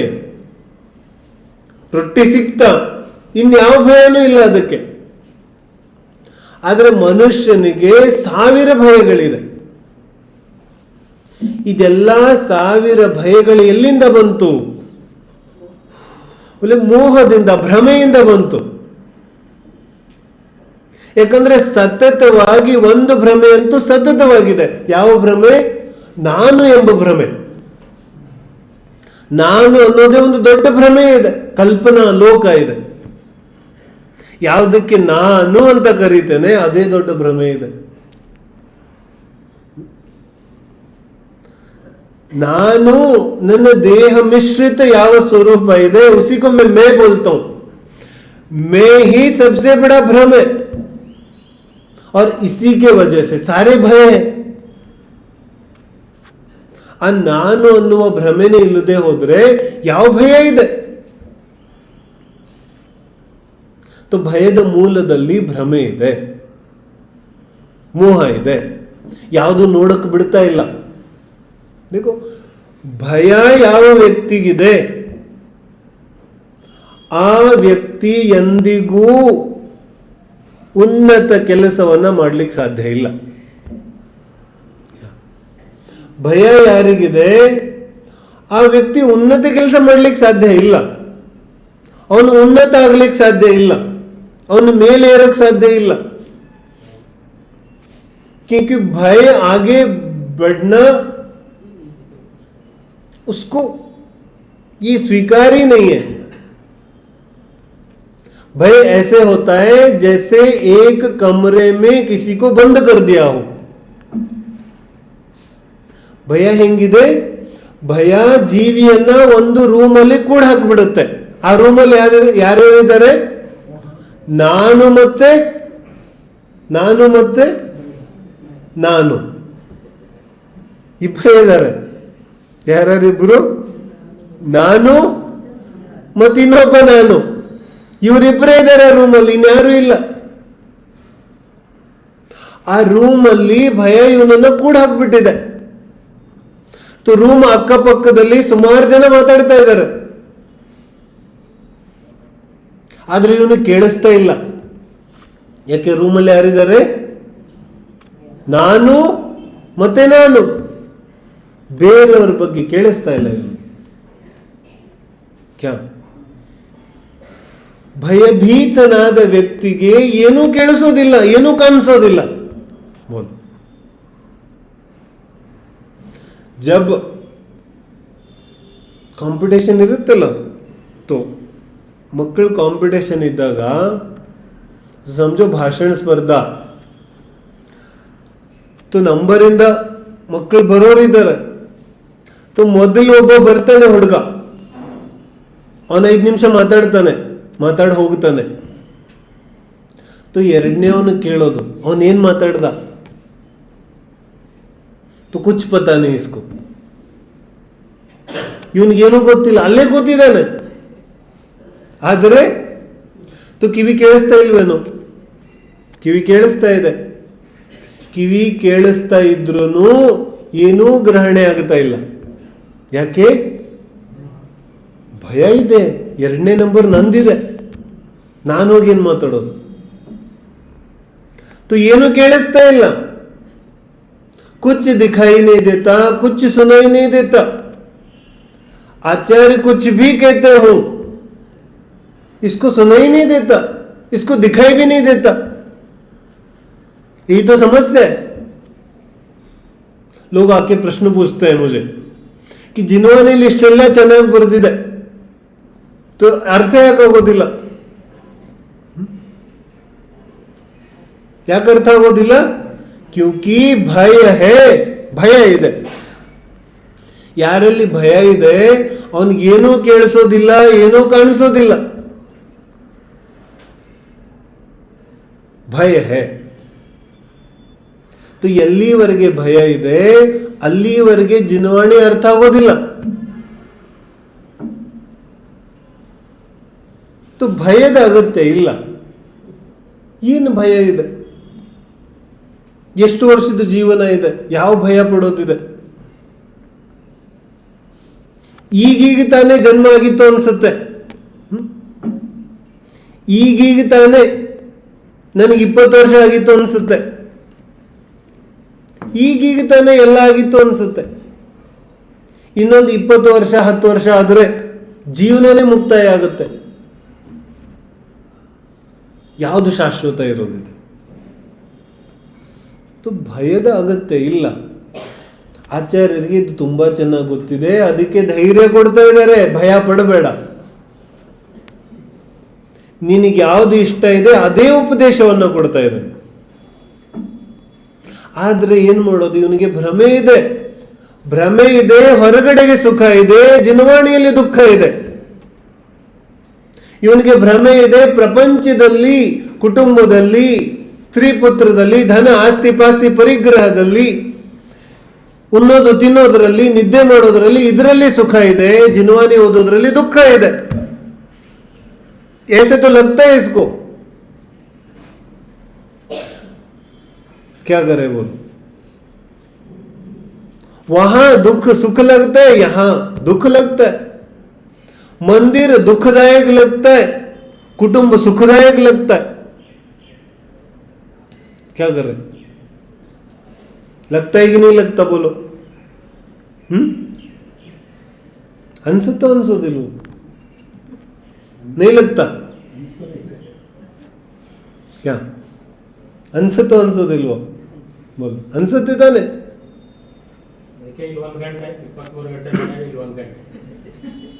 तो अर्थ क्या हुआ? इसको भय है. भय किससे है? ಇಲ್ಲೇ 2 ಅವರ್ ಕೂತ್ಕೊಂಡ್ರೆ ಕೆಲಸ ಯಾರು ಮಾಡೋದು? और काम नहीं करूंगा तो पेट कैसे भरेगा? कितना बड़ा है पेट तुम्हारा? भरता ही नहीं. ಅರ್ಥ ಆಗ್ತಿದೆ ಏನೇನು ಭಯ ಇದೆ ಇವನಿಗೆ. ಈ ಭಯಗಳಿಂದನೇ ಇವನಿಗೆ ಜಿನವಾಣಿ ಅರ್ಥ ಆಗ್ತಾ ಇಲ್ಲ. ನೈತು ಜಿನವಾಣಿ ಇವನು ಬರೀ ನೆಪ ಹೇಳ್ತಾನೆ ಅಷ್ಟೇ, ನಂಗೆ ಬುದ್ಧಿ ಕಮ್ಮಿ ಇದೆ ಅಂತ. ಬುದ್ಧಿ ತುಂಬಾ ಜಾಸ್ತಿ ಇದೆ ಅವನಿಗೆ. ಬೋಲ ಬುದ್ಧಿ ಯಾರಿಗೆ ಕಮ್ಮಿ ಇದೆ? ಅಡಿಗೆ ಮಾಡಕ್ ಬರೋದಿಲ್ಲ ಯಾರಿಗೂ ಬರೋದಿಲ್ಲ. ಇಲ್ಲಿ ಬರುತ್ತೆ ತಾನೆ ಎಲ್ಲರಿಗೂ. तो बुद्धि कम है. ಜಾಬ್ ಮಾಡಕ್ಕೆ, ಸಂಪಾದನೆ ಮಾಡಕ್ಕೆ, ವ್ಯಾಪಾರ ಮಾಡಕ್ಕೆ किसको नहीं आता? ಎಲ್ಲರಿಗೂ ಬರುತ್ತೆ ತಾನೆ. तो बुद्धि नहीं है. बुद्धि ಅಂತೂ ತುಂಬಾ ಜಾಸ್ತಿ ಇದೆ. वो पंडित जी कहते थे, वो चतुराई किस काम की जो चतुर्गति में भ्रमाए. वो तो चतुर्गति में भ्रमाने वाली बुद्धि है. तो ಬುದ್ಧಿ ಅಂತೂ ತುಂಬಾ ಇದೆ. ಆದ್ರೆ ಬುದ್ಧಿ ಜೊತೆಗೆ ಒಂದು ಬೆಟ್ಟದಷ್ಟು ಭಯ ತುಂಬಿಕೊಂಡ್ಬಿಟ್ಟಿದೆ ಒಳಗಡೆಗೆ. क्यों इतना डरते हो बोलो? किस बात का डर है? ಮರಣ ಭಯ. ಸಾವು ಯಾವಾಗ ಬರೋದಿದೆ ಅಂತ ಗೊತ್ತಿದೆ ನಿನಗೆ? ಗೊತ್ತಿಲ್ಲ ತಾನೆ. तो ಬಂದಾಗ ಬರುತ್ತೆ. ಇವಾಗ ಯಾಕೆ ಹೆದರ್ತಾ ಇದೆ ನೀನು? ಬಂದ್ರೆ ನೀನೇನು ಬಿಡೋದಿದೆ ಏನು? तो ಭಯ ಮುಕ್ತಿ ಆಗಲಿಕ್ಕೆ ಎರಡು ಉಪಾಯಗಳಿದೆ. ಏನು ಉಪಾಯ ಇದೆ? कि ಮೊದಲಂತೂ ಇವನು ಧನ, ಆಸ್ತಿ ಪಾಸ್ತಿ, ದೇಹ, ಕುಟುಂಬ ಎಲ್ಲ ನಂದು ಅಂತ ಕುತ್ಕೊಂಡ್ಬಿಟ್ಟಿದ್ದಾನೆ. तो ಒಂದಿನ ಮನೆಗೆ ಒಬ್ಬರು ಬಂದ್ರು, फकीर. वो आया और उसने बोला, तुम्हारे पास जो कुछ भी है वो सब 2 कौड़ी का है. क्या ಏನ್ ಹೇಳಿದ ಅವನು? ನಿನ್ನ ಹತ್ರ ಸಂಗ್ರಹ ಮಾಡಿಕೊಂಡು ಸುರಕ್ಷಿತವಾಗಿ ಏನೇನು ಇಟ್ಕೊಂಡಿದೆಯಲ್ಲ, ಇದಕ್ಕೆ ಯಾವುದಕ್ಕೂ ನಯಾ ಪೈಸೆ ಬೆಲೆ ಇಲ್ಲ. ಆಶ್ಚರ್ಯ ಆಯ್ತು ಇವನಿಗೆ. ನನ್ನ ಹತ್ರ ಇರೋದಕ್ಕೆ ನಯಾ ಪೈಸೆ ಬೆಲೆ ಇಲ್ಲ. ಇಷ್ಟೇ ಅಲ್ಲ, ನಿನ್ನ ಹತ್ರ ಇರೋದು ಎಷ್ಟೋ ವಸ್ತುಗಳು ಸಾಲ ತಗೊಂಬಂದಿದೀಯಾ. ಕ್ಯಾ ಇವನೇನು ಹೇಳ್ತಿದ್ದಾನೆ? ನನಗೆ ದಿನ ರಾತ್ರಿ ನಿದ್ದೆನೇ ಬರೋದಿಲ್ಲ. ಯಾಕೆ? ಕಿ ಯಾವಾಗ ಯಾರು ಕಳ್ಳರು ಬರ್ತಾರೆ ಗೊತ್ತಿಲ್ಲ, ನಿದ್ದೆನೇ ಬರಲ್ಲ ನನಗೆ. ಅವನಿಗೇನು ಹೇಳ್ತಿದ್ದಾರೆ? ನೀನು ಯಾರನ್ನ ಕಳ್ಳರು ಅಂತ ಇದೆಯಲ್ಲ, ಇವರು ಸಾಲಗಾರರಿದ್ದಾರೆ. ಕಳ್ಳರಿಲ್ಲ ಇವರು, ನಿನಗೆ ಭ್ರಮೆ ಆಗ್ಬಿಟ್ಟಿದೆ. ವಾಪಸ್ ಇವರಿಗೆ ನೀನು ಕೊಡೋದಿದೆ. तुम क्या सोच रहे हो? ये चोर है? चोर नहीं, उधारी है तुम्हारी इन पे, वापस देना है. तो ನಿನ್ನ ಹತ್ರ ಏನೇನಿದೆ ಅದಕ್ಕೆ ನಯಾ ಪೈಸೆ ಬೆಲೆ ಇಲ್ಲ. ಮತ್ತು ಅಲ್ಪ ಸ್ವಲ್ಪ ಇದೆ ಅಂತ ಏನು ಹೇಳುತ್ತಾ ಇದೆಯಾ, ಅದೆಲ್ಲ ಸಾಲಕ್ಕೆ ತಗೊಂಡ್ಬಂದಿದ್ಯಾ. ಬಡ್ಡಿ ಅಸಲು ಎರಡೂ ಕೊಡೋದಿದೆ. ಬೋಲ್ ಏನ್ ಮಾಡೋದೀಗ? ನಿನಗೆ ಆಶ್ಚರ್ಯ. ಹಂಗಾದ್ರೆ ನನ್ನ ಹತ್ರ ಏನೂ ಇಲ್ಲ, ನಂದು ಅಂತ ನನ್ನ ಹತ್ರ ಏನೂ ಇಲ್ಲ. ತೋನೇನ್ ಮಾಡ್ದ? ಅಲ್ಲೇ ಮನೆಯಲ್ಲಿ ಒಂದ್ ಸ್ವಲ್ಪ ಭೂಮಿ ಅಗದು ತೋರಿಸ್ದ. ಇದು ನಿಂದಿದೆ, ರತ್ನ ಇದೆ, ಡೈಮಂಡ್ ಇದೆ, ಇದು ನಿಂದಿದೆ, ತಗೋ ಇದನ್ನ. ತಗೊಳ್ಳಕ್ ಹೋದ, ಎತ್ತಿ ಮೇಲ್ ತಗೊಳಕ್ ಬರಕ್ ಹೋದ, ಬರ್ತಾ ಇಲ್ಲ ಮೇಲೆ. ದಿನ ಪೂರ್ತಿ ಪ್ರಯತ್ನ ಮಾಡ್ದ, ಬರ್ಲಿಲ್ಲ ಮೇಲೆ. ಇದು ಸಿಗ್ತಾ ಇಲ್ಲ ನನಗೆ. ಬಟ್ ಸಿಗೋದೇನು ನಿನ್ನ ಮನೆಯಲ್ಲೇ ಇದೆ ತಾನೆ, ನಿನ್ಗೇನು ಸಿಗೋದು? ನಿನ್ನ ಮನೆಯಲ್ಲೇ ಇದೆ. ಕ್ಯಾ ಸಿಗೋದು? मिलना क्या होता है? तुम्हारे घर पे ही है. और ऐसा है जिसके बारे में तुम्हें चिंता नहीं करनी पड़ेगी. क्योंकि जिसको तुम नहीं उठा सकते तो दूसरे क्या उठाएंगे. ನಿನಗೆ ಎತ್ತುತ್ತಾ ಇಲ್ಲ तो ಬೇರೆಯವರಿಗೆ ಎತ್ತುತ್ತೆ. तो निश्चिंत हो जाओ. अब नींद आ रही है? हाँ बिल्कुल नींद आ रही है. ಈಗ ನಿದ್ದೆ ಬರ್ತಾ ಇದೆ. ಯಾಕೆ? ಯಾವುದು ನಂದಿದೆ ಅದು ಶಾಶ್ವತವಾಗಿ ನನ್ನ ಜೊತೆಗೇ ಇದೆ. ಮತ್ತೆ ಯಾವುದಕ್ಕೆ ಭ್ರಮೆಯಿಂದ ನಂದು ಅನ್ಕೊಂಡಿದ್ದೀನಿ ಅದಂತೂ ನನ್ನದಾಗೋದಿಲ್ಲ. ನನ್ನಿಂದ ಒಂದಲ್ಲ ಒಂದು ದಿನ दूर ಆಗೋದಿದೆ. तो चिंता किस बात की करनी है? भय किस बात का? ಯಾವುದು ನಂದಿದೆ ಅದನ್ನ ಸುರಕ್ಷತೆ ಮಾಡೋ ಅಗತ್ಯ ಇಲ್ಲ ಬೋಲು. ಮತ್ತು ಯಾವುದು ನಂದಿಲ್ಲ ಅದನ್ನ ಸುರಕ್ಷತೆ ಮಾಡಿ ಪ್ರಯೋಜನ ಇಲ್ಲ. किस बात का डर फिर? समझ में आ रही है बात? जो मेरा है सो तो सुरक्षा करने की आवश्यकता नहीं, और जो मेरा नहीं है उसकी सुरक्षा हो नहीं सकती. वो तो चलेगा जाएगा क्योंकि मेरा नहीं है. तो फिर भय किस बात का? हागाದ್ರೆ ಭಯ ಇನ್ನೇನಕ್ಕೆ? ಅತ್ಯಂತ ನಿರ್ಭೀಕನಾಗುವಂತಹ ಸ್ಥಿತಿ ಜಿನವಾನಿ ಕಲಿಸುತ್ತೆ.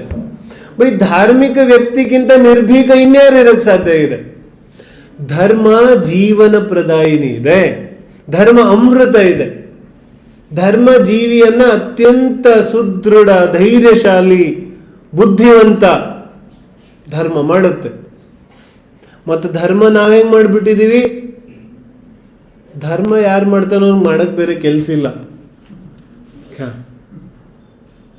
ಧರ್ಮ ಯಾರು ಮಾಡ್ತಿದ್ದಾನೆ ಅವನಿಗೆ ಬುದ್ಧಿ ಸ್ವಲ್ಪ ಕಡಿಮೆ ಇದೆ, ಕೆಲಸ ಇಲ್ಲ, ಸ್ವಲ್ಪ ದುಡ್ಡು ಜಾಸ್ತಿ ಆಗ್ಬಿಟ್ಟಿದೆ, ಅದಕ್ಕೆ ಧರ್ಮ ಮಾಡ್ತಾ ಇದ್ದಾನೆ. ಅವ್ರು ಇದೇನು ತಪ್ಪಿಲ್ಲ. ಯಾಕಂದ್ರೆ ಯಾವ ರೀತಿಯಾದ ಧರ್ಮದ ಅವಸ್ಥಿತಿ ನಾವು ಮಾಡಿದೀವಲ್ಲ ಅದು ಹಾಗೇ ಇದೆ. ಹೊಸದಾಗಿ ಧರ್ಮದತ್ತ ಬರೋರಿಗೆ ಅದೇ ಕಾಣಿಸ್ತಾ ಇದೆ. ದೂಸರ ಕುछ ದಿಖಾಯಿ नहीं देता. ಸೂರ್ಯಗ್ರಹಣ ಇದೆ. ಏನ್ ಮಾಡೋದು? ಸೂರ್ಯಗ್ರಹಣ ಆಗೋಕ್ಕಿಂತ ಮುಂಚೆ ಬಾವಿಯಲ್ಲಿ ಸಾಸಿವೆ ಎಣ್ಣೆ ಹಾಕೋದು.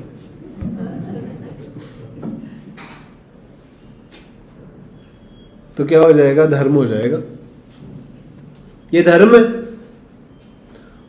ಹುಟ್ಟುವಾಗ ಸಾಯುವಾಗ ಇಷ್ಟೊಂದು ಪ್ರಕಾರದ ಆಡಂಬರಗಳ ಸೃಷ್ಟಿ ಮಾಡಿಬಿಟ್ಟಿದೀವಿ ನಾವು. ಇದು ಜಿನ್ವಾನಿಯಲ್ಲಿ ಬರೆದಿದೆ. बोलो किस जिनवानी में लिखा हुआ है? किस श्रावकाचार में, मुनियाचार में लिखा हुआ है? ಎಲ್ಲಿ ಬರ್ತಿದೆ? बोलो तो सही, कहां लिखा हुआ है? कहीं भी तो नहीं लिखा.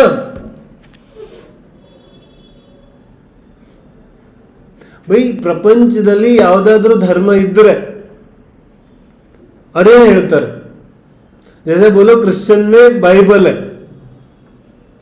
तो उसको बोलो ರಾತ್ರಿ 8 ಗಂಟೆಗೆ ದೀಪ ಹಚ್ಚಬೇಕು. ಏನಾಗುತ್ತೆ? ಅದರಿಂದ ಧರ್ಮ ಆಗುತ್ತೆ. ತೋನೇನು ಕೇಳ್ತಾನೆ? ಬೈಬಲಲ್ಲಿ ಬರ್ದಿಲ್ವಲ್ಲ, तो ನಾನು ಮಾಡೋದಿಲ್ಲ. ಕ್ಯೂ? ಕ್ಯೂಂಕಿ ಪ್ರತಿಯೊಂದು ಧರ್ಮದ ಮೂಲದಲ್ಲಿ ಒಂದು ಮೂಲ ಗ್ರಂಥ ಇದೆ. तो ಜಿನ ಧರ್ಮದ ಮೂಲದಲ್ಲಿ ಜಿನವಾಣಿ ಇದೆ ತಾನೆ, ಜಿನವಚನಗಳಿದೆ ತಾನೆ. तो ಜಿನವಾಣಿಯಲ್ಲಿ ಬರ್ದೇ ಇಲ್ಲದಿದ್ದ ಮೇಲೆ ನಾನೇ ಪಾಲನೆ ಮಾಡ್ತಾ ಇದ್ದೀನಿ. क्यों करता हूं मैं पालन? कि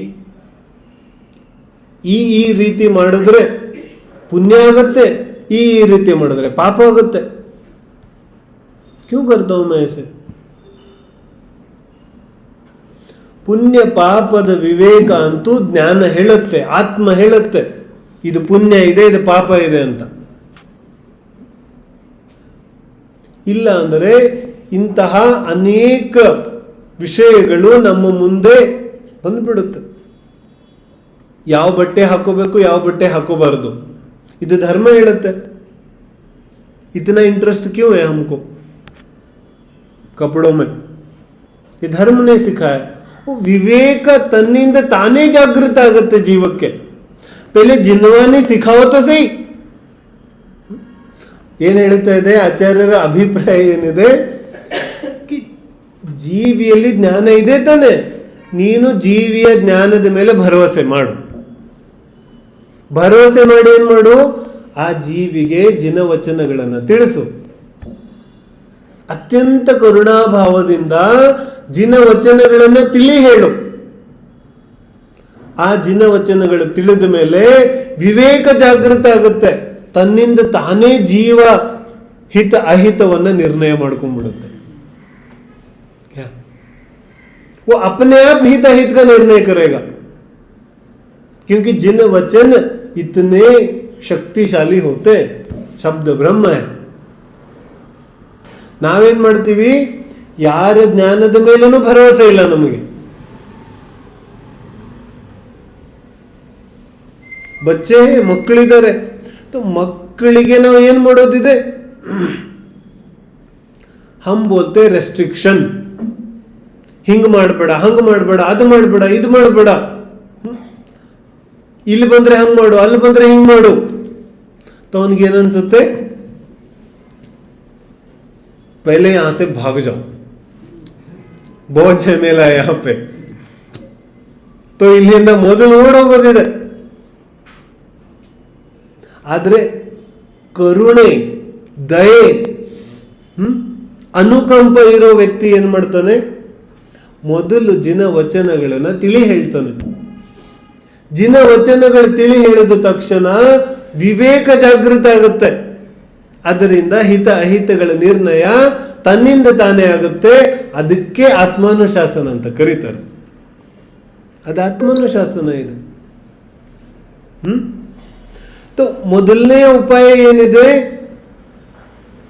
ಅಪನ ಪರಾಯ ನಿರ್ಣಯ ಹೋ, ನನ್ನದು ಪರರದ್ದು ನಿರ್ಣಯ ಆದ್ರೆ ಭಯ ದೂರ ಆಗುತ್ತೆ. ಯಾವ ವಿಷಯದ ಭಯ ಇದೆ? ಅಥವಾ ಎರಡನೇ ಉಪಾಯ ಏನು, ಕಿ ನಿನಗೆ ಸ್ವಭಾವದ ಬಗ್ಗೆ ಪ್ರೀತಿ ಉಂಟಾದ್ರೆ, ಆತ್ಮ ಸ್ವಭಾವದ ಬಗ್ಗೆ ನಿನಗೆ ಪ್ರೀತಿ ಉಂಟಾದ್ರೆ ಅವಾಗ್ಲೂ ಭಯ ದೂರ ಆಗುತ್ತೆ. ನಾವು ನೋಡ್ತೀವಿ, ಹೊರಗಡೆನೆ ಸ್ವಲ್ಪ ಪ್ರೀತಿ ವಿಶ್ವಾಸ ಇರೋ ಮನುಷ್ಯ ಪ್ರಾಣ ಕೊಡಕ್ ತಯಾರಾಗ್ಬಿಡ್ತಾನೆ. ಯಾರಿಗೆ ಸ್ವಭಾವದ ಮೇಲೆ ಪ್ರೀತಿ ಉಂಟಾಗುತ್ತೆ ಅವನಿಗಂತೂ ಯಾವುದೂ ಲೆಕ್ಕ ಇಲ್ಲ. ಯಾಕೆ? ಆತ್ಮ ಸ್ವಭಾವದ ಮೇಲೆ ಪ್ರೀತಿ ಆಗಿದೆ. उसको ज्ञान स्वभाव अपना स्वभाव अच्छा लगता है. तो ತನ್ನಿಂದ ತಾನೇ ಪ್ರಪಂಚದ ಬಗ್ಗೆ ವೈರಾಗ್ಯ ಉಂಟಾಗ್ಬಿಡುತ್ತೆ. तो वैराग्य थोपना नहीं पड़ता. ವೈರಾಗ್ಯ ಜಿನವಾನಿ ಹೆಂಗೆ ಹೇಳುತ್ತೆ, ಸಹಜವಾಗಿ ಉಂಟಾಗುತ್ತೆ. ಆತ್ಮಾನುಶಾಸನ ಬರೆದಿರೋದೇ ವೈರಾಗ್ಯಕ್ಕೋಸ್ಕರ. ಭಯ ಪಡೋದಿಲ್ಲ. ಆದ್ರೆ ಅದಕ್ಕೆ ಮುಂಚೆನೆ ಹೇಳ್ತಿದ್ದಾರೆ, ಭಯ ಪಡಬೇಡ. ವೈರಾಗ್ಯದಿಂದ ಭಯ ಆಗುತ್ತೇನು? ಸಚ್ ಸಚ್ ಬೋಲೋ. ವೈರಾಗ್ಯ ಎಲ್ಲೂ ಆಗ್ಬಿಡುತ್ತೆ ಅಂತ ಯಾರ್ಯಾರಿಗೆ ಭಯ ಆಗುತ್ತೆ? ಆಗತ್ತೋ ಇಲ್ಲೋ? ಜಿನವಾನಿ ಮುಂದೆ ಇದೆ, ಸಚ್ ಬೋಲೋ. ವೈರಾಗ್ಯ ಅಂತಂದ ತಕ್ಷಣ ಭಯ ಆಗುತ್ತೋ ಅಥವಾ ಆನಂದ ಆಗುತ್ತೋ? ಏನನ್ಸುತ್ತೆ? ನಮ್ಮ ಎಲ್ಲಾ ಪ್ರಯತ್ನಗಳು ಹೆಂಗಿರುತ್ತೆ ಅಂದ್ರೆ, ಎಲ್ಲಿ ವೈರಾಗ್ಯ ಆಗ್ಬಿಟ್ಬಿಟ್ಟು ಕ್ಯಾ प्रयत्न कैसे होते? कहीं वैराग्य तो नहीं हो रहा मुझे, और हो रहा तो थोड़ा समझ जाऊं, अभी तो बहुत काम बाकी है, अभी से वैराग्य क्या ಹಿಂಗ ಅನ್ಸುತ್ತೆ? ಎಲ್ಲಿ ವೈರಾಗ್ಯ ಆಗ್ಬಿಡತ್ತೆ ಅಂತ. ಕರ್ಕ್ಯಾರೆ ಸ್ವಾಧ್ಯಾಯ, ಆ ಮನ್ಸಲ್ಲಿ ಏನಿದೆ? ಎಲ್ಲಿ ವೈರಾಗ್ಯ ಆಗ್ಬಿಡುತ್ತೆ ಅಂತ. ಬೋಲೋ, ವಿಚಿತ್ರ है कि नहीं है? ये विचित्र बात है बिल्कुल भी. ಜಿನವಾಣಿಯ ಉದ್ದೇಶನೇ ವೈರಾಗ್ಯ ಇದೆ. ನಮಗೆ ಅದೇ ಬೇಡ ಆಗಿದೆ. ಹಾಗಾದ್ರೆ ಸ್ವಾಧ್ಯಾಯ ಯಾತಕ್ಕೋಸ್ಕರ ಬೋಲು? ಇದರಿಂದನೇ ಧರ್ಮದಿಂದ ನಾವು ದೂರ ಉಳಿತಾ ಇದ್ದೀವಿ. ಕ್ಯೂಂಕಿ ವೈರಾಗ್ಯದ ಅರ್ಥ ನಾವು ಏನೇನೋ ಮಾಡ್ಕೊಂಡ್ಬಿಟ್ಟಿದ್ದೀವಿ. वैराग्य का अर्थ घर छोड़ना नहीं होता क्या? ವೈರಾಗ್ಯದ ಅರ್ಥ ನೇರವಾಗಿ ಮನೆ ಬಿಡೋದಾಗೋದಿಲ್ಲ. ಸಂಸಾರ ಬಿಟ್ಟು ಬಿಡೋದ ಅರ್ಥ ವೈರಾಗ್ಯ ಅಲ್ಲ. तो ಆತ್ಮಾನುಶಾಸನ ವೈರಾಗ್ಯಕ್ಕೋಸ್ಕರ ಬರೆದಿದ್ದಾರೆ. ಆದ್ರೆ ವೈರಾಗ್ಯದಿಂದ ಇವನಿಗೆ ಹೆದರಿಕೆ ಆಗುತ್ತೆ. ಅದಕ್ಕೆ ಹೇಳ್ತಾ ಇದ್ದಾರೆ, ಭಯ ಪಡಬೇಡ, ವೈರಾಗ್ಯ ಸಂತೋಷಕ್ಕೋಸ್ಕರ ಇದೆ. ನಿನಗೆ ಯಾವ ಸುಖ ಬೇಕಾಗಿದೆ ಅದನ್ನೇ ಹೇಳೋರಿದ್ದೇವೆ ನಾವಿಲ್ಲಿ. ತೋ ನಾವು ಈ 2ನೇ ಶ್ಲೋಕದಿಂದ ಏನ್ ತಿಳಿಯೋದಿದೆ ಕಿ ಪ್ರಪಂಚದಲ್ಲಿ ನಾನು ಸುಖವನ್ನು ಹುಡ್ಕೊಂಡು ಹೊಡ್ತಾ ಇದ್ದೀನಲ್ಲ, ಅದೆಲ್ಲವೂ ದುಃಖ ಇದೆ. ಮತ್ತು ಜಿನವಾಣಿ ಧರ್ಮವನ್ನೇನು ದುಃಖ ಅಂತ ಕರೀತಾ ಇದ್ದೀನಿ, ಇದರಲ್ಲೇನು ಅರ್ಥ ಇಲ್ಲ ಅಂತ ಹೇಳ್ತಾ ಇದ್ದೀನಿ. ಅದು ವಾಸ್ತವಿಕವಾಗಿ ಸುಖವನ್ನ, ಸಂತೋಷವನ್ನ, ನಿಜವಾದ ಜೀವಂತ ಜೀವನವನ್ನ ತಂದುಕೊಡುತ್ತೆ. ಯಾವುದು ಬೇಕಾಗಿದೆ? ಸತ್ಯ ಶವದಂತಿರೋ ಜೀವನ ಬೇಕಾಗಿದೆಯೋ ಅಥವಾ ಜೀವಂತ ಚೈತನ್ಯಮಯ ಉತ್ಸಾಹಪೂರಿತ ಜೀವನ ಬೇಕಾಗಿದೆಯೋ? ಸಾಂಸಾರಿಕ ಜೀವನ ಅಂತೂ ಯಂತ್ರವತ್, ಯಂತ್ರ ತರ ಇದೆಯೋ ಇಲ್ವೋ? ಮಷೀನ್ ತರ ಇದೆ. ಬೆಳಿಗ್ಗೆ ಹೇಳೋದು ರಾತ್ರಿ ಮಲ್ಕೋವರೆಗೂ ಮಷೀನ್ ಇದ್ದಾನೆ ಅವನು, ಏನು ಗೊತ್ತೇ ಇಲ್ಲ. ಧರ್ಮ ನಮ್ಮನ್ನ ಮಷೀನ್ ಆಗೋದ್ರಿಂದ ದೂರ ಇಡುತ್ತೆ, ಚೈತನ್ಯನಾಗಿ ಮಾಡುತ್ತೆ. ಮಷೀನ್ಗೆ ಬಾಧ್ಯತೆ ಇದೆ, ಬಟನ್ ಹೊಡೆದ್ರೆ ನಾನು ಆನ್ ಆಗ್ಲೇಬೇಕು. ಕ್ಯೂ? ಕ್ಯೂಂಕಿ ಮಷೀನ್. ನೀನು ಮಷೀನ್ ಇದೆಯೇನು? ಈಗ ಈ ಕಡೆ ಬಟನ್ ಹೊಡೆದ್ರು ಈ ಕಡೆ ಶುರು, ಮಷೀನ ಇಲ್ಲ ತಾನೆ. ಧರ್ಮ ನಮ್ಮನ್ನ ಯಂತ್ರ ಆಗೋದ್ರಿಂದ ದೂರ ಉಳಿಸುತ್ತೆ. ಧರ್ಮ ನಮ್ಮಲ್ಲಿ ಚೈತನ್ಯ ತುಂಬುತ್ತೆ. ಧರ್ಮ ನಮ್ಮಲ್ಲಿ ಜೀವಂತ ಉತ್ಸಾಹವನ್ನ ತುಂಬುತ್ತೆ. ಧಾರ್ಮಿಕ ವ್ಯಕ್ತಿ ಎಲ್ಲರಿಗಿಂತ ಜಾಸ್ತಿ ಉತ್ಸಾಹದಲ್ಲಿರ್ತಾನೆ. ಅವನು ಅಯ್ಯೋ ಇನ್ನೇನು ವ್ರತ ಪಾಲನೆ ಮಾಡೋದಿದೆ, ಏನ್ ಮಾಡೋದು? ವ್ರತ ಪಾಲನೆ ಮಾಡೋದು ಅಂದ ತಕ್ಷಣನೇ ಇವನು ಮುಖನೇ ಹೆಂಗಿರುತ್ತೆ, ಇನ್ನೇನು ಮರಣ ಆಗೋದಿದೆ.